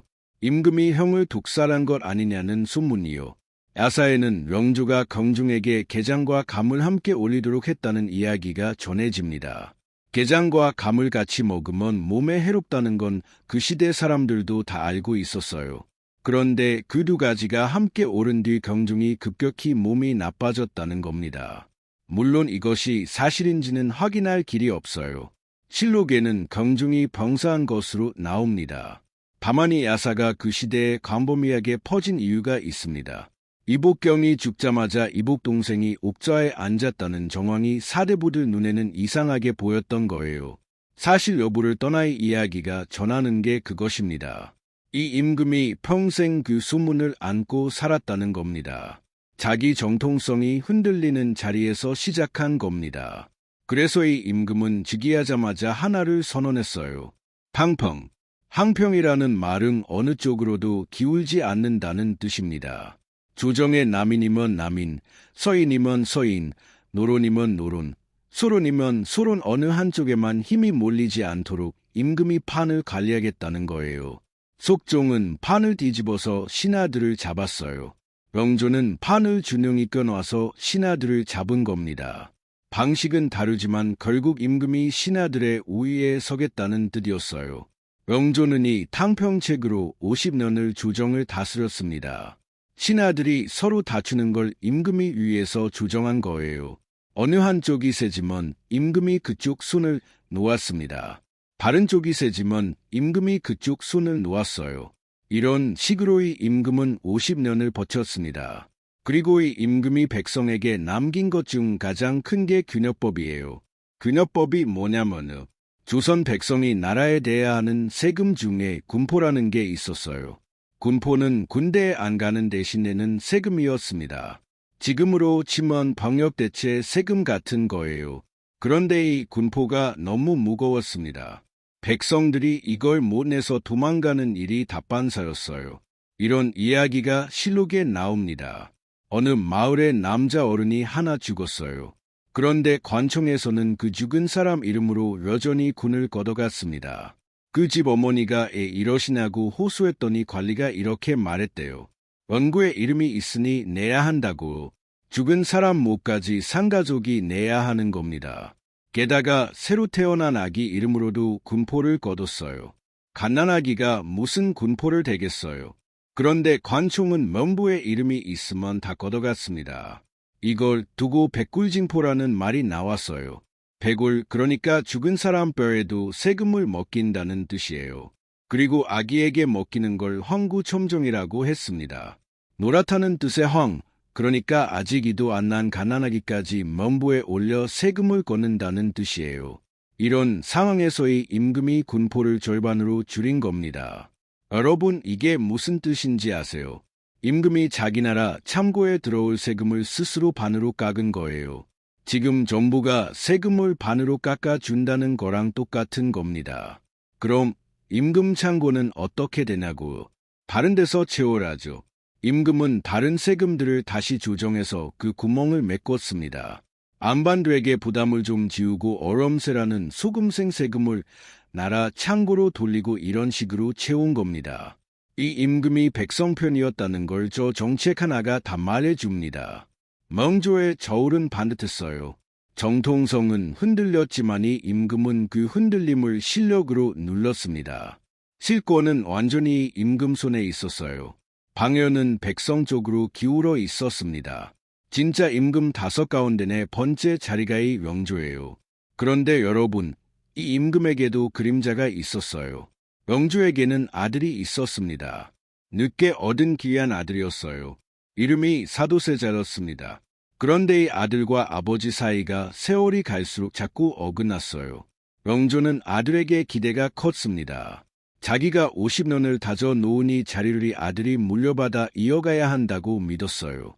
그래서 어릴 때부터 세자에게 대리 충정을 시켰습니다.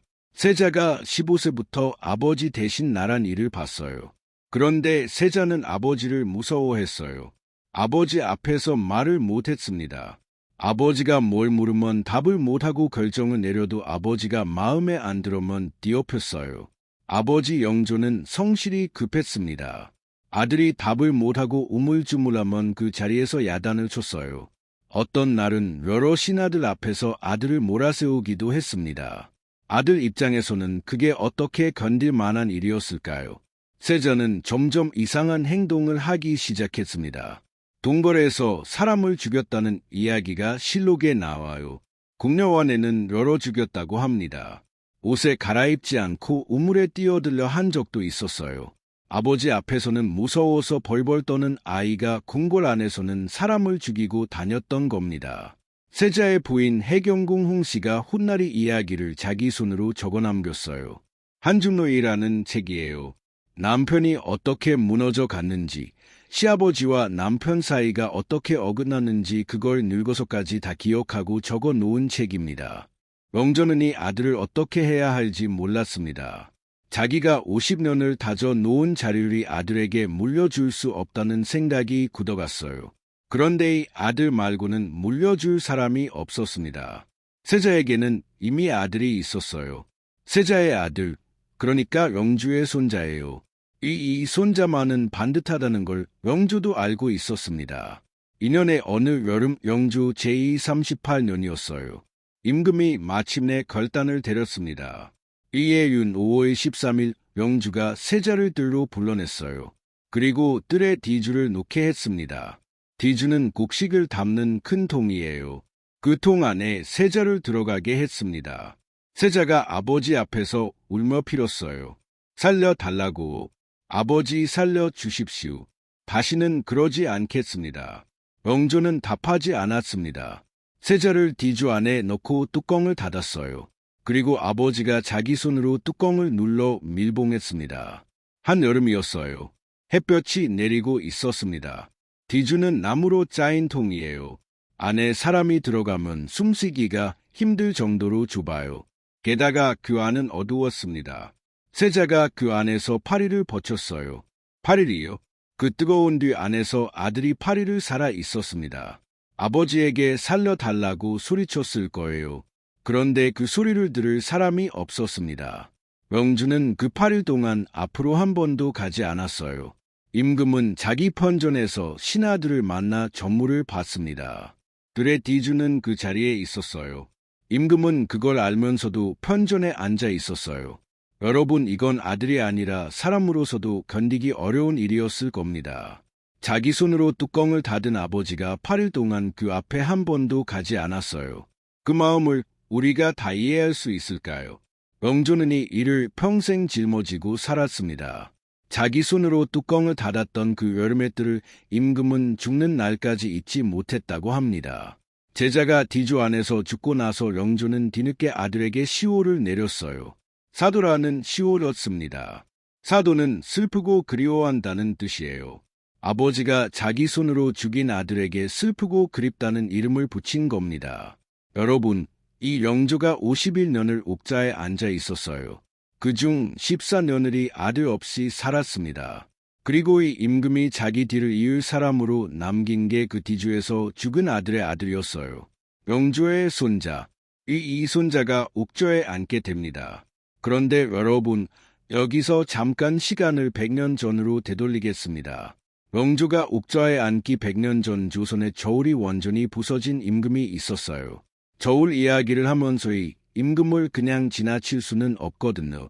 왜냐하면 임금 이야기를 하지 않고는 다음에 나올 정조가 왜 그렇게까지 백성 앞에 섰는지 설명이 안 되거든요. 이 임금의 이름은 인조입니다. 조의 저울은 처음부터 이상하게 기울어 있었어요. 이 임금은 반정으로 옥좌에 올랐습니다. 친아들이 광해군을 끌어내리고 이 사람을 그 자리에 앉힌 거예요. 앞서 나온 존중처럼요. 그러니 정통성 접시가 어중간했어요. 자기 손으로 앉은 자리가 아니었으니까요. 실권도 마찬가지였습니다. 자기를 앉힌 신하들의 눈치를 봐야 했어요. 이 임금이 재위한 지 14년째 되던 해 청나라가 조선을 침입했습니다. 경자년의 겨울이었어요. 임금은 남한 산성으로 도망갔습니다. 산성 안에서 45일을 버텼어요. 그런데 성 안에 식량이 떨어지고 아무도 구원하러 오지 않았습니다. 임금은 결단을 내렸어요. 선복하기로 한 거예요. 위에 정월 30일 임금이 남한산 성문을 열고 나왔어요. 몸에는 곤룡포가 아니라 신하들이 입는 평범한 옷을 입고 있었습니다. 안관도 벗었어요. 임금이 임금 노릇을 못하겠다는 뜻이었습니다. 그렇게 삼전도라는 곳에 도착했어요. 삼전도는 지금의 서울 송파구쯤 되는 곳이에요. 지금은 도시가 되었지만 그때는 감가의 넓은 벌판이었습니다. 그 벌판에 청나라 임금이 앉아 있었어요. 조선의 임금이 그 청나라 임금 앞에 무릎을 꿇었습니다. 여러분, 지금부터 나오는 장면은 인조실로 제25년 정월 30일 기록에 그대로 남아있는 겁니다. 임금이 청나라 임금 앞에 3번 무릎을 꿇었어요. 그리고 한 번 무릎을 꿇을 때마다 이마를 땅에 3번 지었습니다. 3번 곱하기 3번, 그러니까 9번이 말을 땅에 지은 거예요. 정월 30일이면 한겨울입니다. 땅이 얼어붙어 있어요. 이마를 얼어붙은 땅에 지으면 소리가 어떻게 났을까요? 기록에는 이마에 피가 흘렀다는 이야기까지는 없어요. 그런데 이 자리에서 청나라 신하들이 조선 임금을 이렇게 몰아붙였다고 합니다. 이마 소리가 크게 나야 한다고, 진심으로 굴복하는 소리가 들려야 한다고, 임금은 9번을 그렇게 지었습니다. 한번 상상해 보시죠. 조선의 임금이 얼어붙은 땅에 이마를 찢고 있어요. 청나라 임금은 그 위에 앉아 있습니다. 뒤에서 그걸 지켜보고 있는 조선 신하들도 있었어요. 그 중에는 이 임금을 왕조에 앉힌 사람들도 있었습니다. 여러분, 이 임금은 그날 밤 잠을 잤을까요? 인조는 그 뒤로 11년을 더 살았어요. 그런데 그 11년 동안이 임금은 사실상 임금이 아니었습니다. 청나라의 눈치를 봐야 했고 자기 신하들의 눈치도 봐야 했어요. 이 임금대의 조선은 청나라에 매년 주공을 바쳤습니다. 그리고 자기 큰아들 소현세자를 청나라의 인질로 보내야 했어요. 그 아들이 청나라에서 8년을 살다가 겨우 돌아왔는데 돌아온지 못할 만에 이상한 죽음을 맞았습니다. 아사에서는 아버지 인조가 아들 소현세자를 독살했다는 이야기가 전해집니다. 청나라에 물든 아들이 눈에 거슬렸다는 거예요. 물론 이것도 확인할 길이 없습니다. 다만 이 아사가 전하는 것도 그거예요. 조선의 임금이라는 자리가 얼마나 뒤틀려 있었는지를 보여주는 겁니다. 인조의 저울은 그날 삼전도에서 완전히 부서졌어요.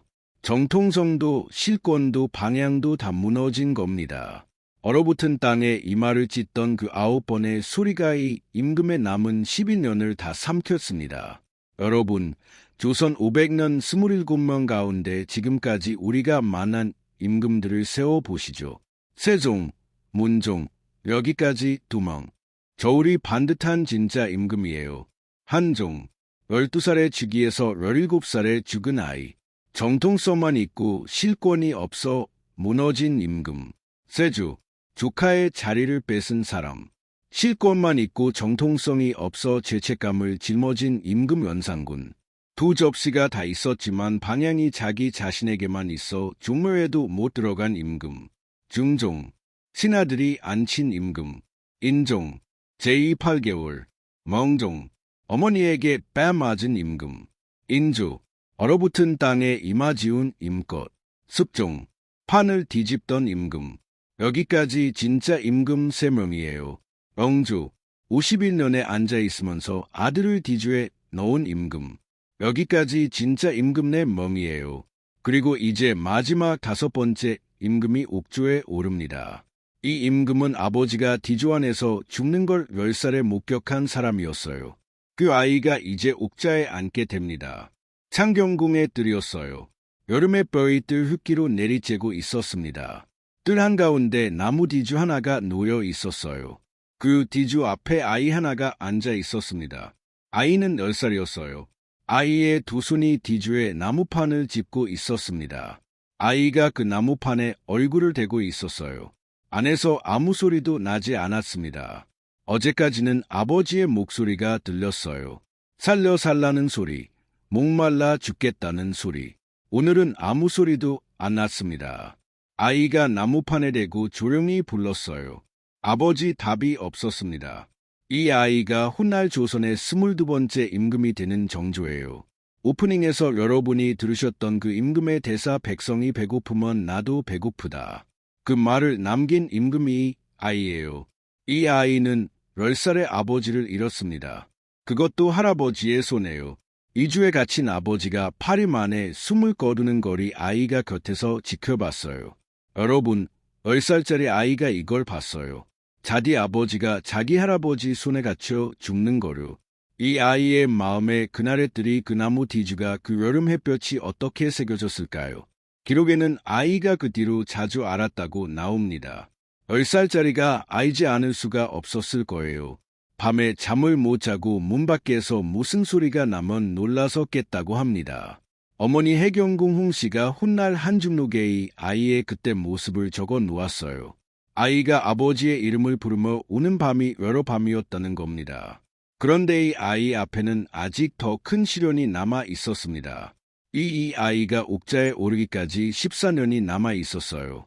그 14년 동안이 아이는 궁궐 안에서 눈치를 보며 자라야 했습니다.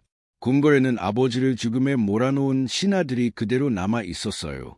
그 신하들이 이제 이 손자의 눈치를 보고 있었습니다. 이 아이가 커서 왕이 되면 그때 자기들이 어떻게 될지 신경 쓰고 있었던 거예요. 이 사람들은 노론이라는 봉단이었습니다. 차도 세자를 죽음으로 몰아놓은 세력이 노론이었어요. 그런데 이 노론이 여전히 조정을 잡고 있었습니다. 그 사람들 눈에는 이 아이가 자라는 게 곧 자기들의 위기였어요. 그래서 이 아이를 새 손자리에서 끌어내리려는 시도까지 있었습니다. 왕이 될 자격이 없다고 몰아세우는 상소가 올라오기도 했어요. 그런 상소가 올라올 때마다 이 아이는 궁궐 안에서 어떻게 살았을까요? 이 아이는 자기가 커서 무엇을 해야 할지 어렴풋이 알고 있었을 겁니다. 할아버지 영조는 이 손자를 아띄웠어요.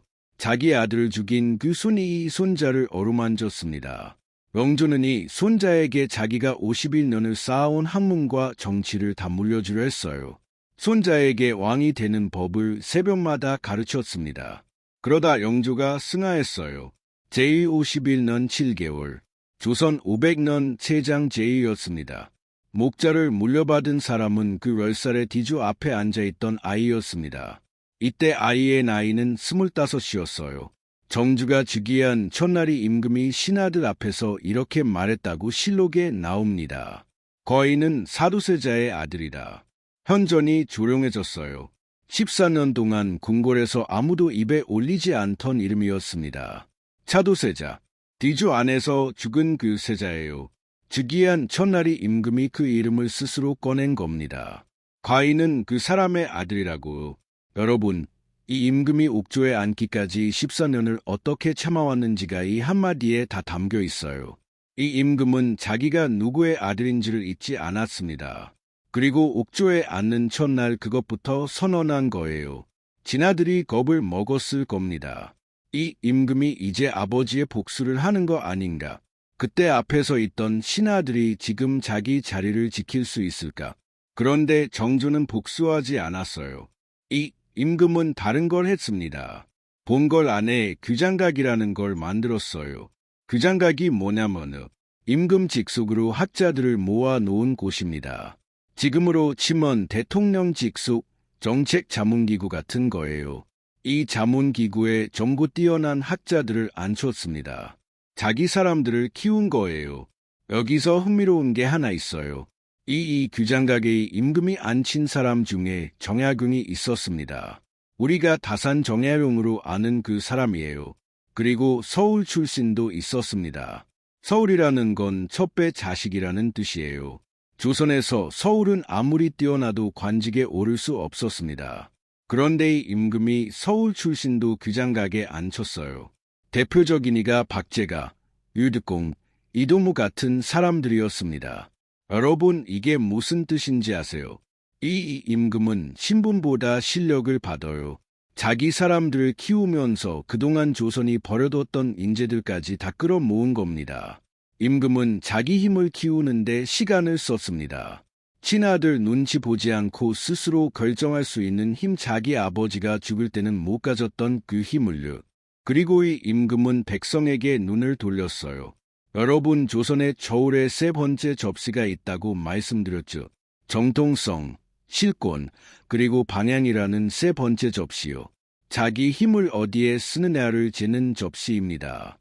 이 세 번째 접시를 백성 쪽으로 완전히 기울여 놨어요. 이 임금이 주유한 지 13년째 되던 애였습니다. 임금은 아버지 사도세자의 무덤을 옮기기로 했어요. 원래 무덤은 양주 대봉산에 있었습니다. 지금의 서울 동대문 근처예요. 그런데 이 자리가 멍당이 아니라는 이야기가 나오자 임금이 무덤을 옮기기로 한 겁니다. 옮긴 곳이 수원이었어요. 지금의 수원 화성 남쪽이에요. 이 무덤을 옮기고 나서 임금은 매년 이 무덤을 찾아갔습니다. 그런데 임금이 무덤을 찾아가는 길은 그냥 가는 게 아니었어요. 임금이 움직이면 신하들도 함께 움직이고 호위 군사도 따라가고 그 뒤로 짐꾼과 종들이 줄줄이 따라갑니다. 한번 임금이 움직이면 수백 명이 움직이는 거예요. 이 사람들이 지나가면서 밟는 눈, 마시는 물, 먹는 밥이 다 백성의 것이었습니다. 백성 입장에서는 임금 행차가 오는 게 반가운 게 아니라 무서웠어요. 그래서 정조는 새로운 걸 만들었습니다. 한강을 건너는 다리였어요. 한강을 건너려면 원래 배를 여러 척 빌려서 건너야 했습니다. 그 배를 빌리는 값을 근처 백성들에게 물렸어요. 임금 한번 지나가려면 감가 백성들이 자기 배를 다 내놓고 며칠씩 붙잡혀 있어야 했습니다. 그동안 고기잡이도 못하고 나루 배삭도 못 벌었어요. 정조는 이걸 알고 있었어요. 그래서 임금은 나라가 관리하는 배 수십 척을 한강에 잇대어 다리를 만들었어요. 이걸 배달이라고 합니다. 지금으로 치면 임시 부교 같은 거예요. 임금문이 배다리로 한강을 건넜습니다. 백성의 배를 강제로 빌리지 않은 거예요. 여러분, 이게 무슨 뜻인지 아세요? 임금이 자기 편의를 위해서 백성 것을 뺏지 않겠다고 선언한 겁니다. 조선 500년, 임금 중에 이런 배려를 실제로 제대로 만든 사람이 몇이나 있었을까요? 여러분 주변에도 이런 사람 있잖아요. 어른이 되어서도 아랫사람 걱정을 먼저 하는 사람.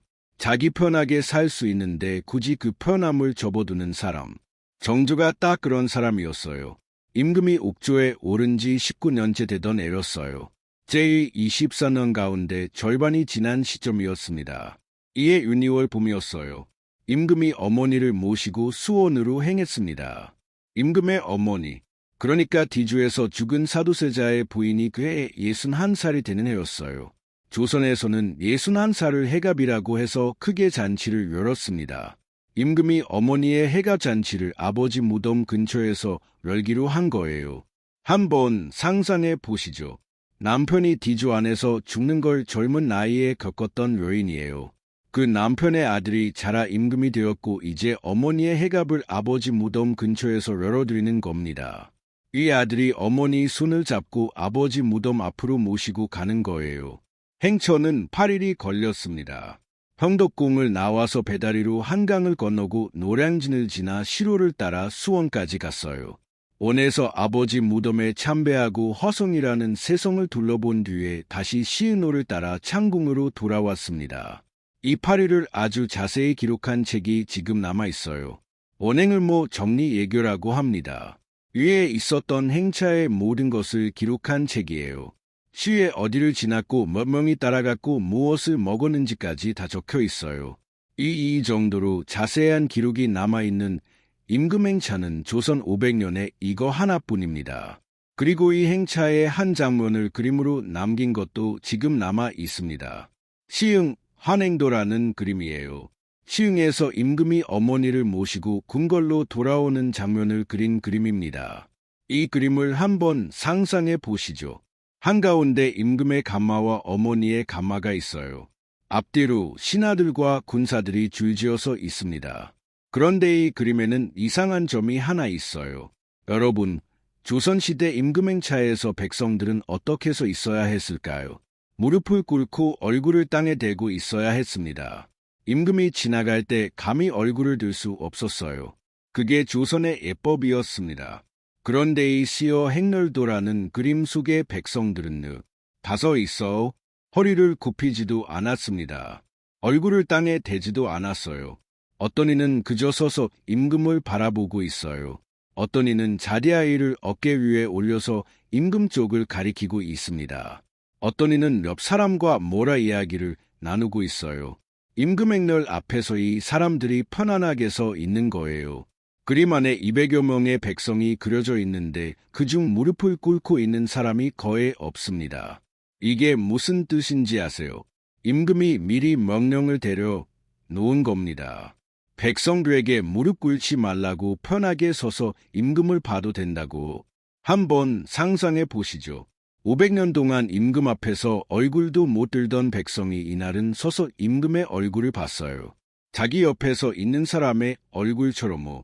조선 500년에서 이런 임금행차가 몇 번이나 있었을까요? 그리고 임금은 자기 가마에서 내려서 걷기까지 했습니다. 아버지 무덤 앞에 다다르자 임금이 가마에서 내려섰어요. 신후의 신은 채취로 흙길을 걸었습니다. 임금 곁에는 아무도 없었어요. 임금 혼자 자기 다리로 아버지 무덤 앞까지 걸어갔습니다. 무덤 앞에서 임금이 무릎을 꿇었어요. 여러분이 임금이 그 순간 무슨 생각을 했을까요? 10살 때 뒤주 앞에 앉아있던 그 아이가 이제 임금이 되어 아버지 무덤 앞에 무릎을 꿇고 있는 겁니다. 아버지를 부를 사람이 이제 이 사람 하나예요. 어머니는 뒤에서 지켜보고 있고 신하들도 뒤에서 지켜보고 있어요. 하지만 아버지에게 말을 걸 사람문이 임금 한 사람뿐이었습니다. 옛말에 이런 마음이 있어요. 아버지, 저 여기까지 왔습니다. 아버지가 이루지 못한 것을 제가 이루겠습니다. 아버지를 억울하게 만든 그 자리에서 저는 다른 임금이 되겠습니다. 정조는 그날 아버지 무덤 앞에 오래 무릎을 꿇고 있었다고 합니다. 얼마나 오래 있었는지 기록에는 정확히 안 나와요. 다만 임금이 오래도록 자리를 뜨지 못했다는 대목이 있습니다. 임금이 무덤에서 내려와서 다시 백성들 사이를 지나갔어요. 이때 임금이 무언가를 한 게 있습니다. 임금이 자기 가마 곁에 신하 한 명을 세워두고 이렇게 명했어요. 백성들이 종이를 들고 오면 하나도 빠짐없이 받으라. 이게 무슨 뜻이냐면 조선에는 겁쟁이라는 게 있었어요. 백성이 임금에게 직접 억울함을 호소하는 제도예요. 임금 행차가 지나갈 때 백성이 깽과리를 치면서 종이 하나를 들고 뛰어나오는 겁니다. 그 종이에 자기 사연을 적어 놓았어요. 신하가 그걸 받아서 임금에게 올리는 게 원래 방식이었습니다. 그런데 대부분의 임금행처에서의 격쟁은 잘 이루어지지 않았어요. 신하들이 백성이 뛰어드는 걸 막았거든요. 임금이 위험할 수도 있고 절차가 복잡해지니까요. 그래서 백성이 종이를 들고 있어도 임금 근처까지 못 오는 경우가 대부분이었습니다. 정조는 이걸 뒤집었어요. 임금이 신하들에게 명했습니다. 종이를 들고 오는 백성은 하나도 빠짐없이 받으라고 임금 눈앞까지 데려오라고. 28일 동안 임금은 백성들이 낸 상소를 종이 뭉치로 이만큼 받았습니다. 백성이 자기 손으로 쓴 억울함이었어요. 그 중에는 이런 것도 있었습니다. 어느 지방 관리가 세금을 2배로 걷었다는 하소연, 어느 마을에 물이 말라 논이 다 죽어간다는 이야기, 어느 집안이 대대로 억울하게 벼슬기를 맞춰 있다는 사연. 임금문이 상소들을 궁궐로 가지고 돌아왔어요. 그리고 하나씩 처리했습니다. 어떤 사연은 그 자리에서 관리를 처벌했고 어떤 사연은 세금을 감면해 줬어요. 어떤 사연은 벌기를 열어줬습니다. 임금이 제한 24년 동안 이런 식으로 받은 상소가 총 3몇 건이라고 해요. 임금 한 사람이 24년 동안 3여 백성의 이야기를 자기 손으로 처리한 겁니다. 여러분, 이게 오프닝의 그 대사와 겹치지 않으십니까? 백성이 배고프면 나도 배고프다. 이 임금이 말을 한 게 그냥 말이 아니었어요. 자기 몸으로 살아낸 말이었습니다. 백성이 배고프면 진짜로 임금이 배고팠어요. 그러니 임금이 자기 가마에서 내려 걸었고 백성의 종이를 하나하나 받았고 세금을 걷는 관리를 바꿨습니다. 여러분, 우리 어머니 세대가 이런 이야기를 하셨죠. 옛날 임금 중에도 백성 마음이 있었다고요. 그 임금이 바로 이 정조예요. 200년 전 그 임금의 마음이 그랬어요.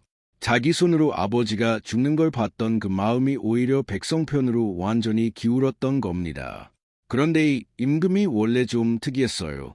술을 즐겼습니다. 그리고 신하들에게 술을 자꾸 권했어요. 임금이 신하들을 편전에 불러놓고 술을 내렸습니다. 신하들이 자기 술잔을 다 비우지 못하고 있으면 임금이 이렇게 말했어요. 불치, 이내 글자의 뜻이 뭐냐면요. 취하지 않으면 돌아갈 수 없다는 뜻이에요. 신하들에게 취하지 않으면 집에 못 간다고 한 겁니다. 이 이야기가 정조의 어록집인 1등록에 실려 있어요. 실제로 임금이 이 말을 자주 했다는 겁니다. 여러분, 조선의 임금이 신하들에게 술을 강권했어요. 신하들이 술을 못 마신다고 도망가려 하면 임금이 붙잡았습니다. 신하 입장에서는 얼마나 곤란했을까요? 임금이 술을 권하는데 안 마실 수도 없고 마시자니 술이 언제 끝날지 모르고 그런데 임금이 왜 그랬을까요? 임금이 신하들과 술자리에서 마음을 나누고 싶어 했던 겁니다. 뒤에야 서로 진심을 말하니까요. 이 임금은 신하들과 사람 대 사람으로 만나고 싶어 한 사람이었어요. 그래도 신하들 입장에서 얼마나 힘들었을지 상상만 해도 웃음이 나옵니다. 그런데 이 특이한 임금에게 그림자가 하나 있었어요. 이 임금은 잠을 잘 안 잤습니다. 하루에 서너 시간만 잤어요.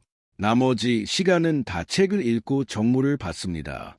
지금으로 치면 하루 대여섯 시간씩밖에 못 자는 사장이 24년을 그렇게 산 거예요. 몸이 안 상할 수가 없죠. 그리고 이 임금은 자기 아버지 사도세자의 명예를 회복하는 일에도 힘을 쏟았습니다. 궁궐 안에는 여전히 아버지를 죽음에 몰아놓은 사람들이 남아 있었어요. 이 임금은 그 사람들과도 정치를 해야 했습니다. 자기 편만 두고 정치할 수는 없었으니까요. 몸도 마음도 지쳐갔어요. 임금이 옥자에 오른 지 24년째 되던 해 49살이었습니다. 중에 종기가 났어요. 요즘 같으면 병원에서 간단히 치료했을 병이에요. 그런데 그 시대 일수로는 종기 하나가 목숨을 앗아가갔습니다. 임금이 승하했어요. 궁궐이 조용해졌습니다. 이 임금이 24년 동안 백성편에서 다져 놓은 것들이 하나씩 되돌아가기 시작했어요. 해다리는 무너졌고 주장각은 힘을 잃었습니다. 화성이라는 새 도시도 미완성으로 남았어요. 그리고 이 임금이 마지막까지 못 이룬 게 하나 있었어요. 자기 아들이 아직 어렸다는 거예요. 그 해에 아들의 나이가 11살이었습니다. 여러분 11살이면 어떤 나이인지 이미 아시죠? 관종이 12살에 옥자에 앉았고 멍중이 12살에 앉았어요. 그 다음 임금이 11살에 앉게 됩니다. 이 아이의 이름이 순조였습니다. 조선의 조리 아이대에서 다시 무너지기 시작해요. 궁의 어느 아침이었습니다. 편전에 아이나가 앉아 있었어요. 굴룡포를 입고 어버 앞에 손을 얹은 채였습니다. 아이 앞에 문서 한 장이 누렸어요. 신하가 그 문서를 읽어 내려갔습니다. 그런데 아이가 답하지 않았어요. 아이 뒤에 발이 들이워져 있었습니다. 그 발 뒤에서 다른 목소리가 났어요. 윤어하우라. 여인의 목소리였습니다. 신하가 그 소리를 듣고 고개를 숙였어요. 문서에 어부를 찍는 손은 아이의 손이었지만 결정을 내리는 목소리는 발 뒤에서 났습니다. 이 아이가 조선의 23번째 임금 순조예요. 정조의 아들 그때 11살이었습니다. 발 뒤에 여인은 아이의 어머니가 아니었어요. 정조의 새어머니, 그러니까 아이의 증조부대에 있던 정순왕후였습니다. 정조가 그렇게 견제했던 사람이 정조 승하와 함께 발을 들이우고 앉았어요. 정조가 24년을 다져 놓은 것들이 발 뒤에서 하나씩 되돌아가기 시작했습니다. 수렴 청정이 4년, 정순왕후가 물러난 뒤에는 다른 사람이 그 발자리를 이어받았어요. 어린 임금의 장인이었습니다. 안동김 씨 김조은. 여기서부터 조선의 마지막 장이 열려요.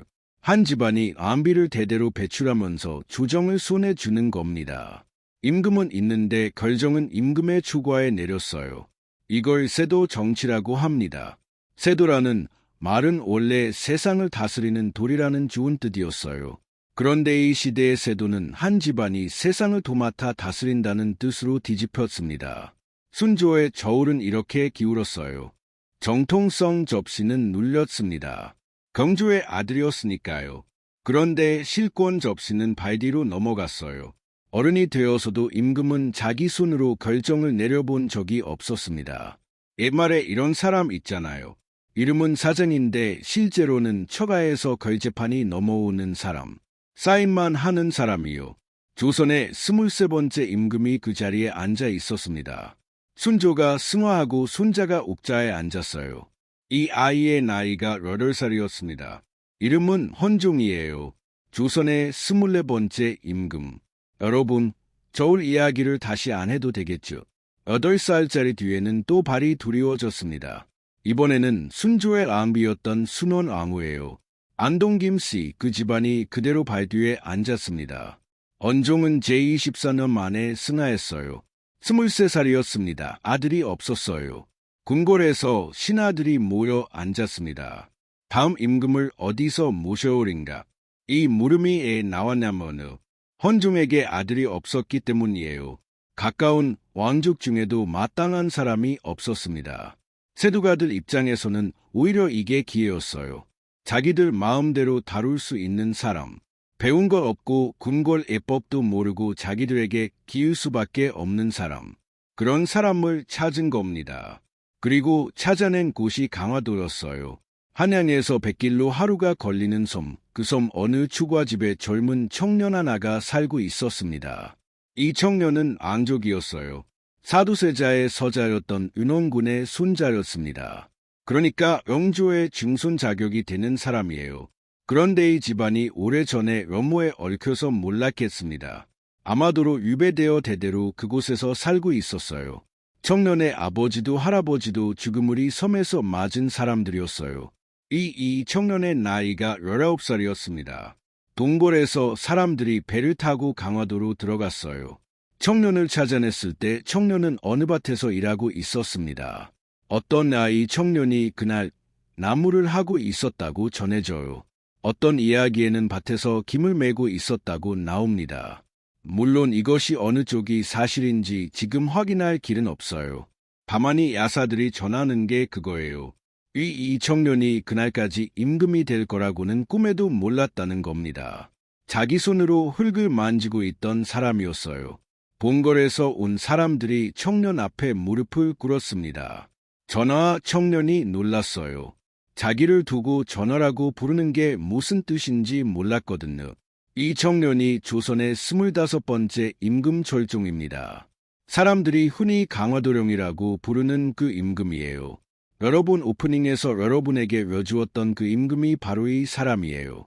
강화도에서 나무를 하다가 하루아침에 옥조에 앉혀진 임금. 철종은 궁궐에 들어와서 그랬어요. 19살이 되도록 한자를 몰랐거든요.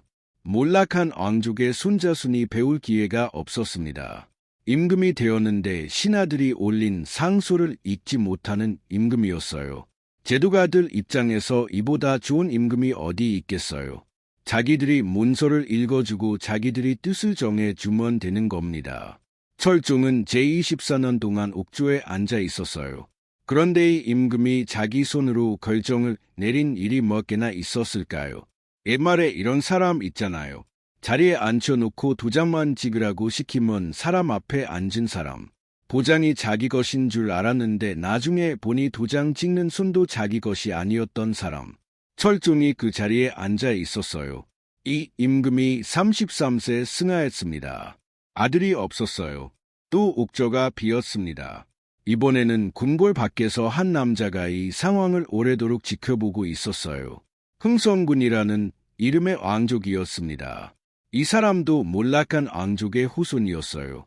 그런데 이 사람은 강화도의 청년과 달랐습니다. 앙에서 자랐고 세도가들 눈치를 보면서 자기 아들을 옥자에 앉힐 방법을 오래 궁리해 온 사람이었어요. 야사에는 이런 이야기가 전해져요. 이 흥성군이 세도가들 앞에서 일부러 파라코 노릇을 하고 다녔다는 겁니다. 파라코란 놀며 술이나 얻어먹고 다니는 한란이라는 뜻이에요. 이 사람은 자기가 왕족이면서도 시장 통해 술을 얻어 마시고 세도가 집안 잔치에 초대받지 않고 찾아가서 밥을 얻어먹고 그러면서도 자존심을 눌러 참았다고 합니다. 세도가들이 사람을 우습게 보라고 이 사람을 우습게 봐야 자기 아들을 임금 자리에 앉힐 때 세도가들이 방해하지 않을 테니까요. 물론 이 이야기가 어디까지 사실인지 확인할 길은 없어요. 다만 이 야사가 전하는 게 그거예요. 이 사람이 자기 아들을 옥저에 앉히기 위해 얼마나 오래 참았는지를 보여주는 겁니다. 이 사람이 자기 둘째 아들을 옥저에 앉히는데 성공합니다. 그 아들의 나이가 12살이었어요. 이름은 고종, 조선의 26번째 임금입니다. 여러분, 조선에서 12살의 옥자에 오른 임금이 이제 3번째예요. 단종, 멍종, 그리고 이 고종이에요. 앞에 두 아이 뒤에는 발이 드리워졌죠. 이 아이 뒤에는 다른 게 있었습니다. 아버지였어요. 승성군은 아들이 옥조에 앉자마자 자기가 뒤에서 나라를 다스리기 시작했습니다. 앙의 아버지라는 뜻으로 대원군이라고 불렸어요. 우리가 아는 흥선대원군이에요. 대원군은 세도가들을 몰아내려 했습니다. 안동 김씨, 풍양조씨, 그동안 조정을 손하기 위해 줄고 있던 집안들의 힘을 하나씩 꺾어 나갔어요. 그리고 무너져 가던 궁궐을 다시 세우려 했습니다. 건복궁을 다시 지은 게 이 대원군이에요. 임진왜란때 불에 타서 270년 넘게 방치되어 있던 건복궁을 다시 세운 겁니다. 그런데 대원군이 10년을 그 자리에 앉아있는 동안 옥좌의 아들은 잘하고 있었습니다. 22살이 되던 해의 임금이 아버지에게서 실권을 되찾았어요. 그때부터가 진짜 고종의 시대였습니다. 그런데 여러분, 이 시기에 조선 밖에서 무슨 일이 벌어지고 있었냐면요. 세상이 통째로 바뀌고 있었어요. 서양의 배들이 밀려오고 일본이 힘을 키우고 청나라가 무너지고 있었습니다. 조선이 500년 동안 지켜온 방식으로는 도저히 감당할 수 없는 파도가 밀려오고 있었어요. 고종은 그 파도 앞에 서 있던 임금이었습니다. 이 임금이 제한 44년 동안 조선은 흔들리고 또 흔들렸어요. 이모군란, 갑신정번, 동학농민동, 청일전쟁 가보예요. 이름만 들어도 숨이 찬 사건들이 임금의 제2기간에 다 일어났습니다. 그 중에서도 이 임금이 평생 잊지 못한 밤이 있었어요. 1895년 10월 8일 새벽이었습니다. 전복궁 안에 건충봉이라는 곳에서의 임금의 왕비가 살해되었어요. 왕비의 이름은 멍성왕후예요. 살해한 사람들은 일본 낭인들이었습니다. 한 나라의 왕비가 자기 궁궐 안방에서 다른 나라 사람들의 손에 살해된 겁니다. 여러분, 조선 500년에서 이런 일이 있었던 적이 있을까요? 임금은 그 밤에 자기 왕비를 지킬 수 없었어요. 자기 궁궐에서 위음의 2월 임금은 궁궐을 몰래 빠져나갔습니다. 자기 궁궐이 안전하지 않다는 거예요. 임금이 도망친 곳이 러시아 공사관이었습니다. 자기 나라 안에서 다른 나라 공사관으로 몸을 피한 겁니다. 여러분, 임금이 자기 궁궐에서 살지 못하고 예국 공사관에서 살아요. 조선 500년 27명 임금 중에 이런 일을 겪은 사람이 또 있을까요? 임금은 러시아 공사관에서 2년을 머물렀습니다. 그리고 돌아왔어요. 돌아오면서 임금은 결단을 내렸습니다. 조선이라는 이름을 버리기로 한 겁니다. 1897년 10월 임금이 나라 이름을 대한제국으로 바꾸었어요. 자기 이름도 왕에서 황제로 바꿨습니다. 이제 조선의 임금이 아니라 대한제국의 황제라는 겁니다. 이 임금이 왜 그랬을까요? 조선이라는 이름으로는 왕이라는 자리로는 이 파도를 이길 수 없다고 생각한 거예요. 격을 올려서라도 나라를 지키려 한 겁니다. 그런데 이름을 바꾼다고 실제 힘이 생기는 건 아니었어요. 8년 뒤 4년의 11월이었습니다. 일본 사신들이 궁궐로 들어왔어요. 손에는 조약문 한 장이 들려 있었습니다. 조약의 내용은 이랬어요. 대한제국의 유교권을 일본에 넘긴다. 유교권이 넘어간다는 게 무슨 뜻인지 아세요? 다른 나라와 관계를 맺고 조약을 맺고 사신을 보내는 그 모든 일을 다른 나라가 대신한다는 겁니다. 나라 이름은 대한제국이지만 이제 나라 대접을 못 받는다는 거예요. 임금이 이 조약에 도장을 안 찍으려 했습니다. 그런데 대신들 몇 명이 그 도장을 찍었어요. 이 사람들을 우리가 을사오적이라고 부릅니다. 여러분, 임금이 도장을 안 찍었는데 신하들이 대신 찍었어요. 이게 어떻게 조약이 되나요? 그런데 이 시대에는 그렇게 되었습니다. 힘이 없는 나라의 임금은 자기 도장 하나 지킬 힘도 없었어요. 이 임금이 2년 뒤에 강제로 자리에서 내려왔습니다. 옥자에 앉은 사람은 이 임금의 아들이었어요. 이 사람이 조선 500년의 마지막 임금이 되는 사람입니다. 순종이에요. 여러분, 순종의 저울은 어땠을까요? 정통성 접시. 조종의 아들이었으니까 있었어요. 출권 접시. 텅 비어 있었습니다. 이미 나라의 실권은 일본이 다지고 있었어요. 방향 접시. 자기가 뜻하는 방향이라는 게 존재할 수 없었습니다. 이 임금이 제한 지 3년째 되던 애였어요. 1910년 8월 29일 본궐 안에서 문서 하나가 도를 기다리고 있었습니다. 한일 합병줘야 대한국을 일본에 넘긴다는 내용이었어요. 조선 500년 그 뒤에 대한제국까지 합쳐서 500년이 넘는 이 나라를 통째로 다른 나라에 넘긴다는 문서였습니다. 임금이 문서 앞에 앉아 있었어요. 임금은 이 도장을 찍지 않았습니다. 실록에도 이 임금이 도장을 찍었다는 기록이 없어요. 도장을 대신 찍은 사람은 총리 대신이었습니다. 여러분, 500년 사직이 이렇게 끝났어요. 임금 손에서가 아니라 신하의 손에서요. 임금은 그 자리에서 아무 말도 못했다고 합니다. 실록에는 이날의 임금 표정에 대한 기록이 자세히 남아있지 않아요. 다만 이 임금은 그날 이후로 궁궐에서 조용히 살다가 16년 뒤에 승하했습니다. 오프닝에서 여러분에게 여쭈었던 그 임금이 여기 있어요. 서류 위에 도장만 찍으라는 신하들 앞에서 그마저도 못 찍고 앉아있던 임금.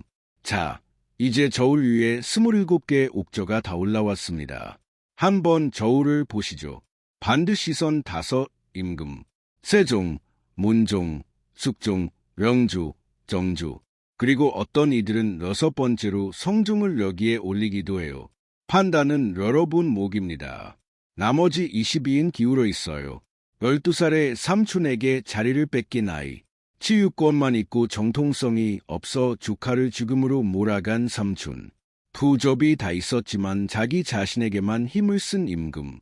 얼어붙은 땅에 이마 지은 임껏 20살이 넘어서도 어머니 발 뒤에 앉아있던 임금 발 뒤에서 결제를 넘겨봤던 어린 임금들, 가마도에서 나무하다 옥조에 앉혀진 청년, 그리고 마지막으로 자기 도장 하나 못 찍은 임금. 자리는 임금이지만 임금이 아니었어요. 이 말이 조선 500년을 관통하는 한 줄입니다. 여러분, 오프닝에서 여러분에게 들려드린 그 대사를 기억하세요. 에서 어느 사대부가 임금에게 여쭈었어요. 예, 천한 백성의 배까지 살피시느냐고. 임금이 답했습니다. 백성이 배고프면 나도 배고프다. 그 임금이 정조했습니다. 5번째 진짜 임금이었어요. 아버지가 뒤 안에서 죽는 걸 10살에 목격한 그 아이가 옥좌에 앉아서 백성의 배까지 자기 배로 여긴 겁니다. 여러분, 진짜 임금이란 뭘까요? 정통성만으로도 아니고 실권만으로도 아니었어요. 자기 힘을 어디에 쓰느냐가 임금을 갈랐습니다. 자기 자신에게 쓰면 련상군이었고 백성에게 쓰면 세종이었고 정조였어요. 이 저울은 사실 임금들만의 이야기가 아닙니다. 우리 아버지 세대에도 있었어요. 자리에 이름만 걸어 놓은 사장과 그 자리를 자기 손으로 살려낸 사장. 이름은 부장인데 결정은 못 내리는 사람과 이름이 없어도 결정을 내리는 사람. 우리 인생 어디에나 이 저울이 놓여 있었어요. 조선 500년이 우리에게 남긴 건 임금 27명의 이름이 아니에요. 그중 5명이 에 반드시 섰고 22에 기울었는지 그 저울이에요. 그 저울을 이제 여러분 마음에도 하나 놓아 두시길 바랍니다. 학교에서 배운 순서 그대로가 아니라 여러분만의 저울로 여러분은 마음속에 어떤 임금을 진짜 임금 목록에 올리시겠습니까? 5일까요? 6일까요? 아니면 여러분이 새로 발견한 7번째 임금이 있으실까요? 댓글로 여러분의 저울을 들려주세요.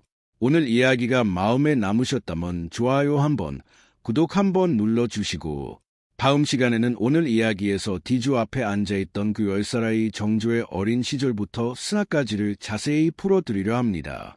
아버지를 잃은 아이가 어떻게 조선 최고의 임금이 되었는지 그 24년을 처음부터 끝까지 따라가 보시죠.